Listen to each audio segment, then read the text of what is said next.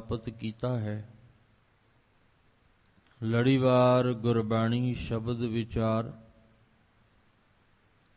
ਭਗਤ ਕਬੀਰ ਸਾਹਿਬ ਜੀ ਦੇ ਪਾਵਨ ਸਲੋਕਾਂ ਵਿੱਚੋਂ ਅੱਜ ਦੇ ਇਹ ਪਾਵਨ ਸਲੋਕ ਭਾਈ ਸਾਹਿਬ ਜੀ ਪਾਸੋਂ ਸਰਵਨ ਕੀਤੇ ਹਨ। ਅੱਜ ਦੇ ਅੰਮ੍ਰਿਤਮਈ ਬਚਨਾਂ ਦੀ ਵਿਚਾਰ ਨਾਲ ਸਾਂਝ ਪਾਉਣ ਵਾਸਤੇ ਜੋ ਸਮਾਂ ਪ੍ਰਾਪਤ ਹੋਇਆ ਹੈ, ਮਨ ਬਿਰਤੀਆਂ ਨੂੰ ਇਕਾਗਰ ਕਰਦੇ ਹੋਏ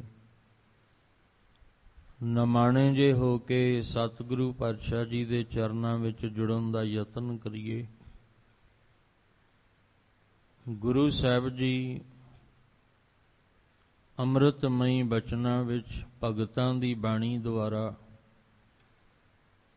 ਜੋ ਸਾਨੂੰ ਮਨੁੱਖੀ ਦੁਨਿਆਵੀ ਜੀਵਾਂ ਨੂੰ ਸਮਝਾਉਣਾ ਚਾਹੁੰਦੇ ਨੇ, ਇੱਕ ਮਨ ਇੱਕ ਚਿੱਤ ਹੋ ਕੇ ਸਮਝਣ ਦਾ ਯਤਨ ਕਰੀਏ ਜੀ।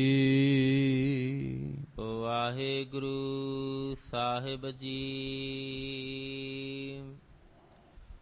ਸ਼ਲੋਕ ਭਗਤ ਕਬੀਰ ਜੀਓ ਕੇ।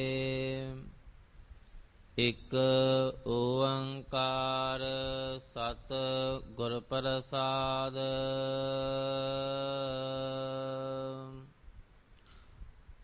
ਮਹਲਾ ਤੀਜਾ।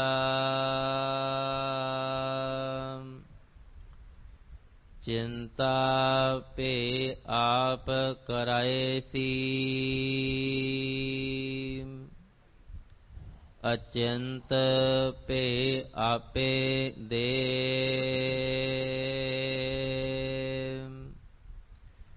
ਨਾਨਕ ਸੋ ਸਲਾਹੀਐ, ਜੇ ਸਭਨਾ ਸਾਰ ਕਰੇ।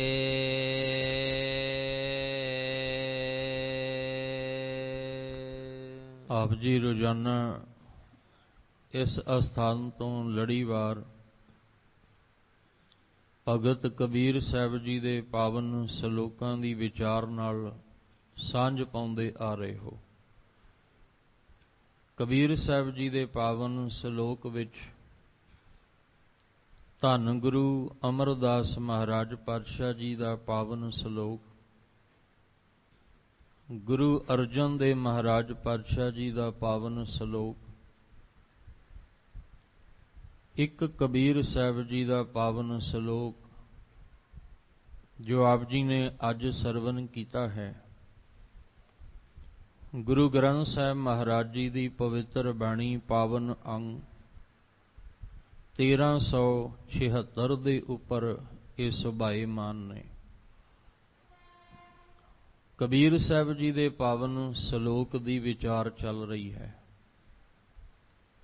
ਪਰ ਇਹਨਾਂ ਪਾਵਨ ਸਲੋਕਾਂ ਦੇ ਵਿੱਚ ਮਹੱਲਾ ਤੀਜਾ, ਮਹੱਲਾ ਪੰਜਵਾਂ ਇਹ ਗੁਰੂ ਸਾਹਿਬ ਜੀ ਵੱਲੋਂ ਉਚਾਰਨ ਕੀਤਾ ਹੋਇਆ ਪਾਵਨ ਸਲੋਕ ਕਿਉਂ ਦਰਜ ਕੀਤਾ ਗਿਆ। ਜੋ ਕਬੀਰ ਸਾਹਿਬ ਜੀ ਨੇ ਗੱਲ ਕੀਤੀ, ਜਿਸ ਅਵਸਥਾ ਦੇ ਵਿੱਚ ਕਬੀਰ ਸਾਹਿਬ ਜੀ ਦੁਨਿਆਵੀ ਮਨੁੱਖੀ ਜੀਵਾਂ ਨੂੰ ਸਮਝਾਉਣਾ ਚਾਹੁੰਦੇ ਨੇ, ਉਸੇ ਹੀ ਪਾਵਨ ਬਚਨਾਂ ਨੂੰ ਗੁਰੂ ਅਮਰਦਾਸ ਜੀ ਨੇ ਹੋਰ ਸਲੋਕ ਨੂੰ ਖੋਲ੍ਹਦਿਆਂ ਹੋਇਆਂ ਉਹਨੂੰ ਕਲੀਅਰ ਕੀਤਾ ਤਾਂ ਕਿ ਹਰ ਇੱਕ ਨੂੰ ਇਹ ਗੱਲ ਸਮਝ ਆ ਜਾਏ। ਤੇ ਨਾਲ ਹੀ ਗੁਰੂ ਅਰਜਨ ਦੇਵ ਮਹਾਰਾਜ ਜੀ ਨੇ ਵੀ ਇਹ ਸਲੋਕ ਦਰਜ ਕੀਤਾ ਤਾਂ ਕਿ ਇਹ ਗੱਲ ਹੋਰ ਸਪਸ਼ਟ ਹੋ ਜਾਏ। ਇਹਦਾ ਮਤਲਬ ਹੈ ਕਿ ਕੋਈ ਮਨ ਵਿੱਚ ਕਿਸੇ ਪ੍ਰਕਾਰ ਦੀ ਸ਼ੰਕਾ ਨਾ ਰਹਿ ਜਾਏ, ਕਿਸੇ ਵੀ ਪ੍ਰਕਾਰ ਮਨ ਵਿੱਚ ਭਰਮ ਨਾ ਰਹਿ ਜਾਏ। ਜਾਂ ਇੱਦਾਂ ਕਹਿ ਲਓ ਕਿ ਜਿਹੜਾ ਕਬੀਰ ਸਾਹਿਬ ਜੀ ਦਾ ਸਲੋਕ ਹੈ ਉਹਨੂੰ ਗੁਰੂ ਅਮਰਦਾਸ ਮਹਾਰਾਜ ਜੀ ਆਪਣੇ ਰਾਹੀਂ ਸਮਝਾਉਣ ਦਾ ਯਤਨ ਕਰਦੇ, ਤੇ ਜੋ ਗੁਰੂ ਅਮਰਦਾਸ ਜੀ ਨੇ ਸਮਝਾਇਆ ਉਹਨੂੰ ਗੁਰੂ ਅਰਜਨ ਦੇਵ ਮਹਾਰਾਜ ਜੀ ਆਪਣੇ ਤਰੀਕੇ ਨਾਲ ਸਮਝਾਉਣ ਦਾ ਯਤਨ ਕਰਦੇ। ਵਿਚਾਰ ਉਹੀ ਹੈ, ਤੱਤ ਉਹੀ ਹੈ, ਸਿਰਫ ਸਮਝਾਉਣ ਦਾ ਤਰੀਕਾ ਵੱਖਰਾ ਵੱਖਰਾ ਹੈ। ਤਾਂ ਕਿ ਹਰ ਇੱਕ ਪ੍ਰਾਣੀ ਨੂੰ, ਹਰ ਇੱਕ ਮਨੁੱਖ ਨੂੰ ਗੱਲ ਸਮਝ ਵਿੱਚ ਆਵੇ ਤੇ ਕੋਈ ਸਵਾਲ, ਕੋਈ ਸ਼ੰਕਾ ਰਹਿ ਨਾ ਜਾਏ। ਹੁਣ ਅੱਜ ਦੇ ਇਸ ਪਾਵਨ ਸ਼ਲੋਕ ਜੋ ਗੁਰੂ ਅਮਰਦਾਸ ਮਹਾਰਾਜ ਦਾ ਉਚਾਰਿਆ, ਕਿਉਂਕਿ ਆਰੰਭ ਵਿੱਚ ਹੈ ਮਹੱਲਾ ਤੀਜਾ, ਇਹ ਗੁਰੂ ਅਮਰਦਾਸ ਮਹਾਰਾਜ ਜੀ ਨੇ ਉਚਾਰਨ ਕੀਤਾ, ਪਰ ਇਹ ਕਿਸ ਨੂੰ ਸੰਬੋਧਨ ਕਰ ਰਹੇ ਨੇ? ਜਿਨ੍ਹਾਂ ਨੇ ਕੱਲ ਭਾਈ ਸਾਹਿਬ ਜੀ ਪਾਸੋਂ ਵਿਚਾਰ ਸੁਣੀ। ਕੱਲ ਜਿਹੜਾ ਤੁਸੀਂ ਸ਼ਲੋਕ ਸਰਵਣ ਕੀਤਾ, ਉਹਦੀ ਵਿਚਾਰ ਆਪ ਜੀ ਨੇ ਸਰਵਣ ਕੀਤੀ ਸੀ। ਉਸੇ ਹੀ ਸ਼ਲੋਕ ਨੂੰ ਗੁਰੂ ਅਮਰਦਾਸ ਮਹਾਰਾਜ ਆਪਣੇ ਤਰੀਕੇ ਦੇ ਨਾਲ ਸਮਝਾਉਣ ਦਾ ਯਤਨ ਕਰਦੇ ਨੇ। ਥੋੜੀ ਵਿਚਾਰ ਆਪਾਂ ਹੋਰ ਸਮਝ ਲਈਏ ਕਿ ਜਿਹੜੀ ਭਗਤਾਂ ਦੀ ਬਾਣੀ ਹੈ, ਕਬੀਰ ਸਾਹਿਬ ਜੀ ਦੀ ਬਾਣੀ, ਪਾਵਨ ਸ਼ਲੋਕ ਨੇ, ਇਹ ਗੁਰੂ ਨਾਨਕ ਸਾਹਿਬ ਜੀ ਮਹਾਰਾਜ ਨੇ ਇਕੱਤਰ ਕੀਤੇ ਨੇ। ਭਗਤਾਂ ਦੀ ਬਾਣੀ ਦੀਆਂ ਪੋਥੀਆਂ ਜਿਹੜੀਆਂ ਨੇ, ਇਹ ਗੁਰੂ ਨਾਨਕ ਸਾਹਿਬ ਜੀ ਕੋਲ ਨੇ।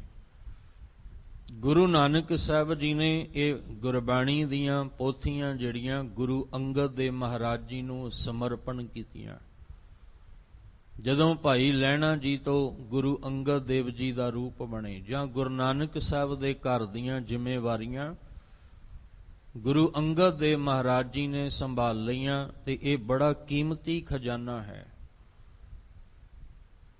ਪਿਓ ਦਾਦੇ ਕਾ ਖੋਲ ਡਿਠਾ ਖਜ਼ਾਨਾ, ਇਹ ਜਿਹੜਾ ਕੀਮਤੀ ਖਜ਼ਾਨਾ ਇਹ ਗੁਰੂ ਨਾਨਕ ਸਾਹਿਬ ਜੀ ਨੇ ਗੁਰੂ ਅੰਗਦ ਦੇਵ ਮਹਾਰਾਜ ਜੀ ਨੂੰ ਦਿੱਤਾ। ਇਸੇ ਤਰ੍ਹਾਂ ਗੁਰੂ ਅੰਗਦ ਦੇਵ ਮਹਾਰਾਜ ਜੀ ਜਦੋਂ ਗੁਰੂ ਅਮਰਦਾਸ ਜੀ ਦਾ ਰੂਪ ਬਣਦੇ, ਤਾਂ ਤੀਸਰੇ ਘਰ ਦੇ ਵਿੱਚ ਫਿਰ ਇਹ ਪਾਵਨ ਬਾਣੀ ਦੀਆਂ ਪੋਥੀਆਂ, ਗੁਰੂ ਨਾਨਕ ਸਾਹਿਬ ਜੀ ਦੀ ਬਾਣੀ, ਗੁਰੂ ਅੰਗਦ ਦੇਵ ਮਹਾਰਾਜ ਜੀ ਦੇ ਪਾਵਨ ਸ਼ਲੋਕ, ਇਹ ਸਾਰੀ ਬਾਣੀ ਦੀਆਂ ਪੋਥੀਆਂ ਗੁਰੂ ਅਮਰਦਾਸ ਮਹਾਰਾਜ ਜੀ ਨੂੰ ਸਮਰਪਣ ਕੀਤੀਆਂ। ਤੇ ਜਦੋਂ ਗੁਰੂ ਅਮਰਦਾਸ ਮਹਾਰਾਜ ਜੀ ਦੇ ਸਨਮੁਖ ਇਹ ਕਬੀਰ ਸਾਹਿਬ ਜੀ ਦੇ ਪਾਵਨ ਬਚਨ ਆਏ, ਤਾਂ ਉਦੋਂ ਗੁਰੂ ਅਮਰਦਾਸ ਮਹਾਰਾਜ ਜੀ ਨੇ ਇਸ ਪਾਵਨ ਸ਼ਲੋਕ ਨੂੰ ਕਲੀਅਰ ਕਰਨ ਵਾਸਤੇ, ਸਪਸ਼ਟ ਜਿਹੜਾ ਉਹ ਕਰਨ ਵਾਸਤੇ, ਤਾਂ ਕਿ ਹਰ ਇੱਕ ਨੂੰ ਗੱਲ ਸਮਝ ਵਿੱਚ ਆ ਜਾਏ, ਤਾਂ ਗੁਰੂ ਸਾਹਿਬ ਨੇ ਇਹ ਸ਼ਲੋਕ ਉਚਾਰਨ ਕੀਤਾ। ਇਸੇ ਤਰ੍ਹਾਂ ਇਹ ਬਾਣੀ ਦੀਆਂ ਪੋਥੀਆਂ ਸੈਂਚੀਆਂ ਗੁਰੂ ਰਾਮਦਾਸ ਪਾਤਸ਼ਾਹ, ਫਿਰ ਗੁਰੂ ਅਰਜਨ ਦੇਵ ਮਹਾਰਾਜ ਜੀ ਕੋਲ ਆਉਂਦੀਆਂ। ਤੇ ਜਦੋਂ ਗੁਰੂ ਅਰਜਨ ਦੇਵ ਮਹਾਰਾਜ ਜੀ ਦੇ ਸਨਮੁਖ ਇਹ ਬਾਣੀ ਹੈ, ਕਬੀਰ ਸਾਹਿਬ ਜੀ ਦੇ ਸ਼ਲੋਕ ਨੇ, ਤਾਂ ਉਸ ਵੇਲੇ ਗੁਰੂ ਅਰਜਨ ਦੇਵ ਮਹਾਰਾਜ ਜੀ ਨੇ ਵੀ ਪਾਵਨ ਸ਼ਲੋਕ ਜਿਹੜਾ ਹੈ ਉਹ ਸੰਬੋਧਨ ਕਬੀਰ ਜੀ ਨੂੰ ਕੀਤਾ ਹੈ, ਤੇ ਸਮਝਾ ਸਾਨੂੰ ਸਾਰਿਆਂ ਨੂੰ ਰਹੇ ਨੇ, ਸਾਨੂੰ ਸਾਰਿਆਂ ਨੂੰ ਸਮਝਾ ਰਹੇ ਨੇ। ਪਰ ਜਿਹੜੀ ਆਵਾਜ਼ ਹੈ ਉਹ ਕਬੀਰ ਜੀ ਨੂੰ ਦਿੱਤੀ ਜਾ ਰਹੀ ਹੈ। ਹਾਲਾਂਕਿ ਕਬੀਰ ਜੀ ਨੂੰ ਸਮਝਾਉਣ ਦੀ ਲੋੜ ਨਹੀਂ, ਕਿਉਂਕਿ ਉਹ ਤੇ ਆਪ ਨਿਰੰਕਾਰ ਵਿੱਚ ਲੀਨ ਹੋ ਗਏ। ਉਹ ਤੇ ਆਪਣੇ ਜੀਵਨ ਨੂੰ ਸਫਲ ਕਰਕੇ ਪਰਮੇਸ਼ਵਰ ਦੇ ਵਿੱਚ ਰਾਮ ਔਰ ਕਬੀਰ ਇੱਕ ਰੂਪ ਹੋ ਗਏ।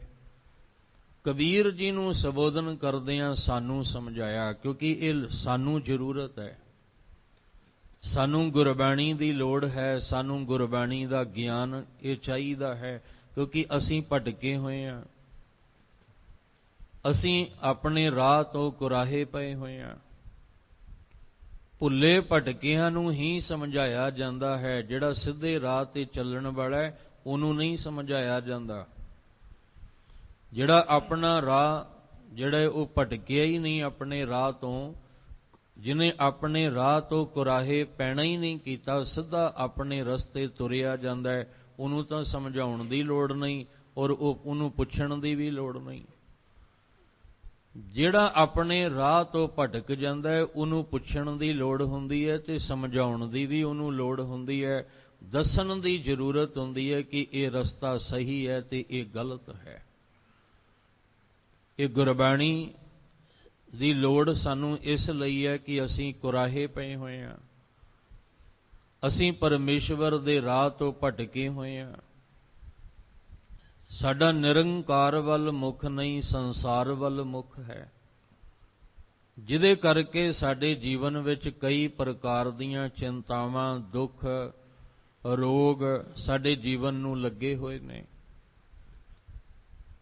ਅੱਜ ਦੇ ਇਸ ਪਾਵਨ ਸ਼ਲੋਕ ਨੂੰ, ਵਿਚਾਰ ਨੂੰ ਸਮਝਣ ਲਈ ਸਾਨੂੰ ਕੱਲ ਜਿਹੜਾ ਤੁਸੀਂ ਸ਼ਲੋਕ ਵਿਚਾਰਿਆ ਉਹਨੂੰ ਇਹਦੇ ਨਾਲ ਜੋੜਨਾ ਪਏਗਾ,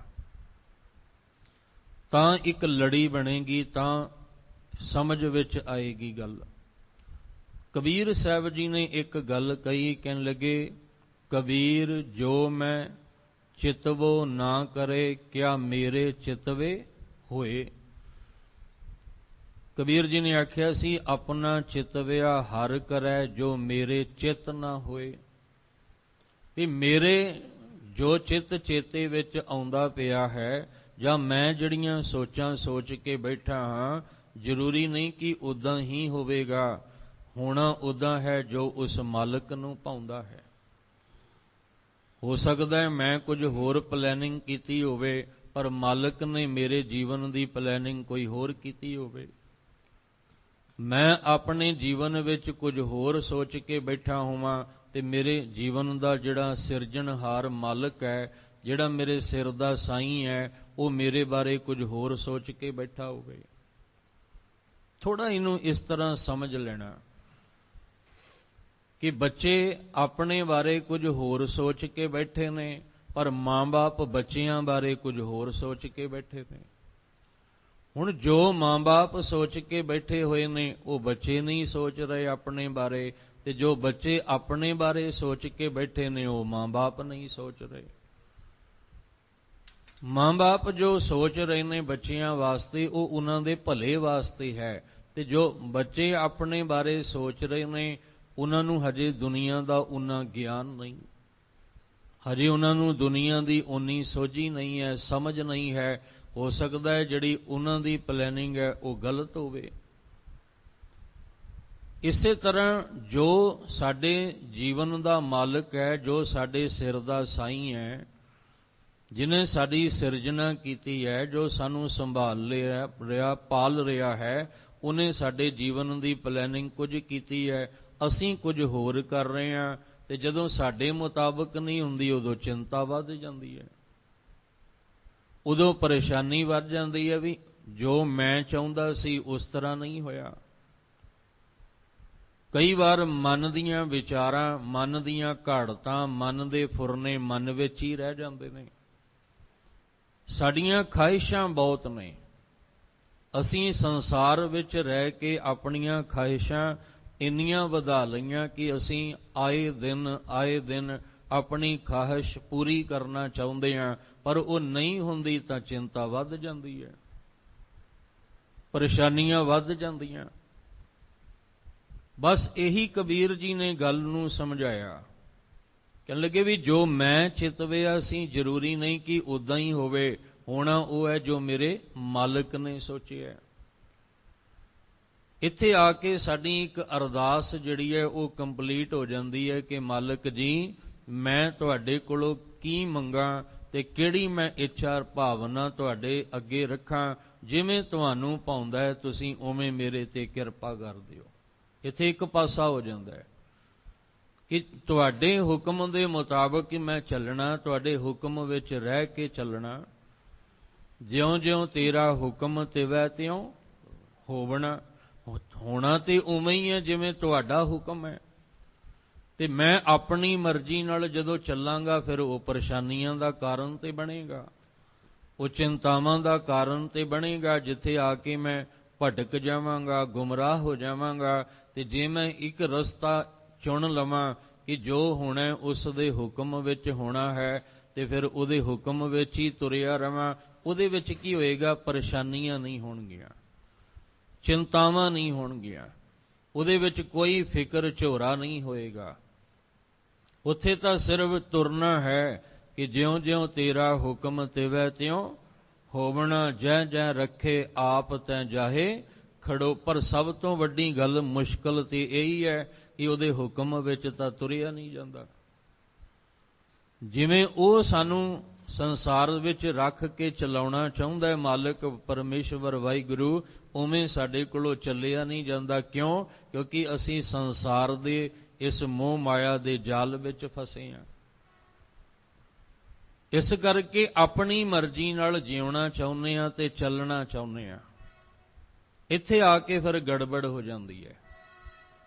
ਦੇਖੋ, ਘਰ ਵਿੱਚ ਕਲੇਸ਼ ਕਦੋਂ ਪੈਂਦਾ ਹੈ? ਜਦੋਂ ਮਾਂ-ਬਾਪ ਕੁਝ ਹੋਰ ਸੋਚਦੇ ਨੇ, ਧੀਆਂ ਪੁੱਤ ਕੁਝ ਹੋਰ ਸੋਚਦੇ ਨੇ। ਮਾਂ-ਬਾਪ ਦੀ ਤੇ ਧੀਆਂ ਪੁੱਤਰਾਂ ਦੀ ਸੋਚ ਵਿੱਚ ਫਰਕ ਆ ਜਾਏ, ਮਾਫ ਕਰਨਾ, ਉੱਥੇ ਕਲੇਸ਼ ਰਹੇਗਾ ਹੀ ਰਹੇਗਾ। ਉੱਥੇ ਝਗੜਾ ਜਿਹੜਾ ਰਹੇਗਾ, ਦੁਖੀ ਪਰੇਸ਼ਾਨ ਜਿਹੜਾ ਮਾਪੇ ਵੀ ਹੋਣਗੇ, ਧੀਆਂ ਪੁੱਤ ਵੀ ਹੋਣਗੇ, ਤੇ ਦੋਵੇਂ ਇਹ ਸੋਚਣਗੇ ਕਿ ਧੀਆਂ ਪੁੱਤ ਸਾਡੇ ਮੁਤਾਬਕ ਨਹੀਂ ਚੱਲਦੇ, ਤੇ ਧੀ ਪੁੱਤਰ ਸੋਚਣਗੇ ਮਾਂ-ਬਾਪ ਸਾਡੇ ਅਨੁਸਾਰ ਨਹੀਂ ਚੱਲਦੇ। ਪਰ ਦੋਵਾਂ ਨੂੰ ਉੱਥੇ ਸਮਝਣਾ ਪਏਗਾ। ਸਾਹਿਬ ਜੀ ਕਹਿੰਦੇ, ਬਸ ਗੁਰਬਾਣੀ ਨੂੰ ਤੂੰ ਕਿਉਂ ਪੜ੍ਹਨਾ ਸੁਣਨਾ ਹੈ? ਤੈਨੂੰ ਇਹ ਸਮਝ ਆ ਜਾਏ ਕਿ ਮੈਂ ਉਹਦਾ ਦਿੱਤਾ ਹੋਇਆ ਜੀਵਨ ਜਿਹੜਾ ਉਹ ਜਿਉ ਰਿਹਾ ਹਾਂ, ਤੇ ਉਹਦੀ ਦਿੱਤੀ ਹੋਈ ਜ਼ਿੰਦਗੀ, ਉਹਦੇ ਦਿੱਤੇ ਹੋਏ ਸਵਾਸ ਜਿਹੜੇ ਨੇ, ਇਹ ਜਨਮ ਹੀ ਉਹਦਾ ਦਿੱਤਾ ਹੋਇਆ ਹੈ। ਹਰ ਸਵਾਸ ਵਿੱਚ ਮੇਰੀ ਪਾਲਣਾ ਉਹ ਕਰ ਰਿਹਾ ਹੈ, ਤੇ ਫਿਰ ਮੈਂ ਆਪਣੇ ਢੰਗ ਦਾ ਜੀਵਨ ਕਿਉਂ? ਮੈਂ ਤੇ ਉਸ ਮਾਲਕ ਦੇ ਹੁਕਮ ਵਿੱਚ ਚੱਲਾਂ, ਤੇ ਫਿਰ ਸੱਚ ਜਾਣਨਾ ਦੁੱਖ ਵੀ ਸੁੱਖ ਬਣ ਜਾਏਗਾ। ਫਿਰ ਸਾਡੇ ਜੀਵਨ ਵਿੱਚ ਦੁੱਖ ਵਿੱਚ ਸੁੱਖ, ਮਨਾਈ ਵਾਲੀ ਅਵਸਥਾ ਹੋ ਜਾਏਗੀ। ਉੱਥੇ ਫਿਰ ਅਸੀਂ ਡੋਲਾਂਗੇ ਨਹੀਂ। ਫਿਰ ਵਾਧਾ ਹੋ ਜਾਏ, ਘਾਟਾ ਹੋ ਜਾਏ, ਜੰਮਣ ਮਰਨ ਹੋ ਜਾਏ, ਦੁੱਖ ਸੁੱਖ ਆ ਜਾਏ, ਕਿਉਂਕਿ ਇਹ ਜ਼ਿੰਦਗੀ ਦੇ ਉਤਰਾਅ ਚੜ੍ਹਾਅ ਤੇ ਆਉਂਦੇ ਹੀ ਰਹਿੰਦੇ ਨੇ। ਇਹਨੂੰ ਹੀ ਜ਼ਿੰਦਗੀ ਕਹਿੰਦੇ ਨੇ। ਤੇ ਜੇ ਜ਼ਿੰਦਗੀ ਵਿੱਚ ਉਤਰਾਅ ਚੜ੍ਹਾਈ ਨਹੀਂ ਆਉਣਗੇ, ਤੇ ਫਿਰ ਇਹਨੂੰ ਕੌਣ ਕਹੇਗਾ ਵੀ ਇਹ ਜ਼ਿੰਦਗੀ, ਇਹ ਜੀਵਨ ਹੈ? ਇਹ ਤਾਂ ਉਤਰਾਅ ਚੜ੍ਹਾਅ ਆਉਂਦੇ ਹੀ ਰਹਿਣੇ ਨੇ। ਪਰ ਅਸੀਂ ਕੀ ਕਰਨਾ ਹੈ? ਅਸੀਂ ਇਸ ਜ਼ਿੰਦਗੀ ਦੇ ਉਤਰਾਅ ਚੜ੍ਹਾਅ ਦੇ ਵਿੱਚ ਉਹਦੇ ਹੁਕਮ ਤੋਂ ਬਾਹਰ ਨਹੀਂ ਹੋਣਾ। ਉਹਦੇ ਹੁਕਮ ਦੇ ਵਿੱਚ ਚੱਲਣਾ ਹੈ, ਜਿਹੜਾ ਸੰਸਾਰ ਵਿੱਚ ਰਹਿ ਕੇ ਬੜਾ ਔਖਾ ਹੈ। ਇਸ ਲਈ ਗੁਰਬਾਣੀ ਦਾ ਅਭਿਆਸ ਹੈ ਕਿ ਸਾਹਿਬ ਕਹਿੰਦੇ, ਜਦੋਂ ਗੁਰਬਾਣੀ ਦਾ ਅਭਿਆਸ ਕਰੇਗਾ ਫਿਰ ਤੂੰ ਡੋਲੇਗਾ ਨਹੀਂ, ਕਿਉਂਕਿ ਉਹਦੇ ਹੁਕਮ ਵਿੱਚ ਰਹਿ ਕੇ ਚੱਲਣ ਦੀ ਜਾਚ ਆ ਜਾਏਗੀ। ਹੁਣ ਕਬੀਰ ਜੀ ਨੇ ਜਿਹੜੀ ਗੱਲ ਕੀਤੀ ਸੀ ਕਿ ਜੋ ਮੈਂ ਚਿਤਵਿਆ, ਜ਼ਰੂਰੀ ਨਹੀਂ ਕਿ ਉੱਦਾਂ ਹੋਣਾ ਹੈ। ਜੋ ਮੇਰੇ ਮਾਲਕ ਨੇ ਮੇਰੇ ਬਾਰੇ ਸੋਚਿਆ ਹੈ, ਹੋਣਾ ਤੇ ਉੱਦਾਂ ਹੀ ਹੈ। ਬਹੁਤਾਤ ਵਿੱਚ ਆਪਾਂ ਜਦੋਂ ਸੰਸਾਰ ਵਿੱਚ ਵਿਚਰਦੇ ਹਾਂ, ਪ੍ਰਾਣੀਆਂ ਨਾਲ ਇੱਕ ਦੂਜੇ ਨਾਲ ਗੱਲਬਾਤ ਕਰਦੇ ਹਾਂ, ਤੇ ਬਹੁਤਾਤ ਵਿੱਚ ਇਹੀ ਹੁੰਦਾ ਹੈ ਕਿ ਮੈਂ ਤਾਂ ਆਹ ਕੰਮ ਕਰਨਾ ਸੀ, ਪਰ ਸਮਾਂ ਹੀ ਇਦਾਂ ਦਾ ਬਣ ਗਿਆ ਕਿ ਮੈਨੂੰ ਆਹ ਕੰਮ ਕਰਨਾ ਪੈ ਗਿਆ। ਮੈਂ ਤੇ ਸੋਚਿਆ ਸੀ ਆਪਣੀ ਜ਼ਿੰਦਗੀ ਵਿੱਚ ਆਹ ਕੁਝ ਬਣਾਂਗਾ, ਆਹ ਕੁਝ ਹਾਸਲ ਕਰਾਂਗਾ, ਪਰ ਐਨ ਮੌਕੇ ਤੇ ਆ ਕੇ ਕਹਾਣੀ ਕੁਝ ਹੋਰ ਬਣ ਗਈ। ਮੈਂ ਸੋਚਿਆ ਸੀ ਇਸ ਮਾਰਗ ਤੇ ਤੁਰਾਂਗਾ, ਇਸ ਦਿਸ਼ਾ ਵੱਲ ਨੂੰ ਚੱਲਾਂਗਾ, ਪਰ ਜਦੋਂ ਸਮਾਂ ਆਇਆ ਮਾਰਗ ਵੀ ਬਦਲ ਗਿਆ, ਦਿਸ਼ਾ ਵੀ ਬਦਲ ਗਈ, ਸੋਚ ਵੀ ਬਦਲ ਗਈ, ਵਿਚਾਰ ਵੀ ਬਦਲ ਗਈ। ਫਿਰ ਇਹਦੇ ਨਾਲੋਂ ਕਹਿਣ ਲੱਗੇ ਚੰਗਾ ਇਹ ਹੈ ਕਿ ਤੂੰ ਉਹਦੇ ਹੁਕਮ ਵਿੱਚ ਤੁਰ, ਵੀ ਜਿੱਧਰ ਨੂੰ ਉਹ ਚਲਾਏਗਾ ਚੱਲੀ ਜਾ, ਜਿੱਧਰ ਤੋਰੇਗਾ ਤੁਰੀ ਜਾਈ ਤੂੰ। ਬਸ ਇਹ ਵੀ ਉਹਦੇ ਹੁਕਮ ਦੀ ਦਾ ਪਟਾ ਆਪਣੇ ਗਲ ਵਿੱਚ ਪਾ ਕੇ ਰੱਖਣਾ ਪੈਣਾ ਹੈ, ਜਿਵੇਂ ਕਬੀਰ ਜੀ ਨੇ ਕਿਹਾ। ਕਹਿਣ ਲੱਗੇ ਕਬੀਰ ਕੂਕਰ ਰਾਮ ਕੋ ਮੁਤੀਆਂ ਮੇਰੋ ਨਾਉ, ਗਲੇ ਹਮਾਰੇ ਜੇਵਰੀ ਜੈ ਖਿੰਚੈ ਤੈਂ ਜਾਓ। ਇੱਥੇ ਹਾਲਾਂਕਿ ਨਾ ਕੂਕਰ ਹੈ ਤੇ ਨਾ ਗਲ ਵਿੱਚ ਜੇਵਰੀ ਹੈ, ਗੱਲ ਤਾਂ ਹੁਕਮ ਦੀ ਹੈ ਕਿ ਜਿੱਧਰ ਮੇਰੇ ਸਾਈਂ ਮੇਰੇ ਮਾਲਕ ਨੇ ਮੈਨੂੰ ਹੁਕਮ ਨਾਲ ਖਿੱਚ ਲਿਆ, ਮੈਂ ਤੇ ਉਸ ਪਾਸੇ ਹੀ ਜਾਣਾ ਹੈ। ਉਹ ਪੂਰਬ ਨੂੰ ਲੈ ਜਾਏ, ਪੱਛਮ ਨੂੰ ਲੈ ਜਾਏ, ਉੱਤਰ ਨੂੰ ਲੈ ਜਾਏ, ਦੱਖਣ ਨੂੰ ਲੈ ਜਾਏ। ਹੁਣ ਇਹੀ ਵਿਚਾਰ ਅਸੀਂ ਸਮਝਣੀ। ਜੋ ਕਬੀਰ ਜੀ ਨੇ ਕਿਹਾ ਉਹਨੂੰ ਥੋੜਾ ਗੁਰੂ ਅਮਰਦਾਸ ਜੀ ਨੇ ਆਪਣੇ ਤਰੀਕੇ ਨਾਲ ਸਮਝਾਇਆ। ਜਿਹੜਾ ਅੱਜ ਤੁਸੀਂ ਪਾਵਨ ਸ਼ਲੋਕ ਸਰਵਣ ਕੀਤਾ, ਕਹਿਣ ਲੱਗੇ ਅਸਲ ਦੇ ਵਿੱਚ ਚਿੰਤਾ ਵੀ ਉਹੀ ਲਾਉਂਦਾ ਤੇ ਅਚਿੰਤ ਵੀ ਉਹੀ ਕਰਦਾ। ਹੁਣ ਕਿਵੇਂ? ਜੇ ਚਿੰਤਾ ਵੀ ਉਹਨੇ ਲਾਈ ਹੋਈ ਹੈ, ਅਚਿੰਤ ਵੀ ਉਹਨੇ ਕਰਨਾ, ਫਿਰ ਅਸੀਂ ਤੇ ਆਪਣਾ ਪੱਲਾ ਝਾੜ ਦਿਆਂਗੇ। ਹੁਣ ਚਿੰਤਾ ਕਿਉਂ ਸਾਨੂੰ ਲੱਗ ਗਈ? ਕਿਉਂਕਿ ਅਸੀਂ ਉਹਦੇ ਹੁਕਮ ਨੂੰ ਨਹੀਂ ਸਮਝ ਸਕੇ, ਅਸੀਂ ਉਹਦੀ ਹੋਂਦ ਨੂੰ ਨਹੀਂ ਸਮਝ ਸਕੇ। ਜੋ ਉਹ ਸਾਡੇ ਜੀਵਨ ਦੇ ਵਿੱਚ ਵਰਤ ਰਿਹਾ, ਵਰਤਾ ਰਿਹਾ ਹੈ, ਅਸੀਂ ਉਹਨੂੰ ਨਹੀਂ ਸਮਝ ਸਕੇ। ਅਸੀਂ ਪੜ੍ਹਿਆ ਤਾਂ ਜ਼ਰੂਰ ਸੀ ਕਿ ਕਰਨ ਕਾਰਨ ਪ੍ਰਭ ਏਕ ਹੈ ਦੂਸਰ ਨਾਹੀਂ ਕੋਈ ਕਰਨ ਵਾਲਾ ਵੀ ਉਹ ਹੈ ਤੇ ਕਰਾਉਣ ਵਾਲਾ ਵੀ ਉਹ ਹੈ। ਕੋਈ ਵੀ ਕਾਰਜ ਹੈ ਉਹਦਾ ਕਾਰਨ ਬਣਾਉਣ ਵਾਲਾ ਵੀ ਉਹ ਹੈ। ਪਰ ਅਸੀਂ ਉਹਨੂੰ ਨਾ ਸਮਝਦੇ ਹੋਏ ਅਸੀਂ ਆਖਿਆ ਅਸੀਂ ਆਪਣੇ ਤਰੀਕੇ ਨਾਲ ਜਿਉਣਾ ਹੈ। ਜਿਵੇਂ ਅੱਜ ਮਾਂ-ਬਾਪ ਸਮਝਾਉਂਦੇ ਨੇ ਧੀਆਂ ਪੁੱਤਰਾਂ ਨੂੰ ਕਿ ਤੁਸੀਂ ਆਹ ਕੰਮ ਇਦਾਂ ਨਹੀਂ, ਇਦਾਂ ਕਰੋ, ਇਦਾਂ ਦਾ ਪਹਿਰਾਵਾ ਪਾਓ, ਇਦਾਂ ਦਾ ਜੀਵਨ ਜੀਓ। ਪਰ ਇੱਕੋ ਗੱਲ ਹੁੰਦੀ ਹੈ ਮਾਪਿਆਂ ਨੂੰ ਅੱਗੋਂ ਜਵਾਬ ਕਿ ਤੁਸੀਂ ਆਪਣੇ ਢੰਗ ਨਾਲ ਜਿਉਂਦੇ ਹੋ, ਅਸੀਂ ਆਪਣੇ ਢੰਗ ਨਾਲ ਜਿਉਣਾ।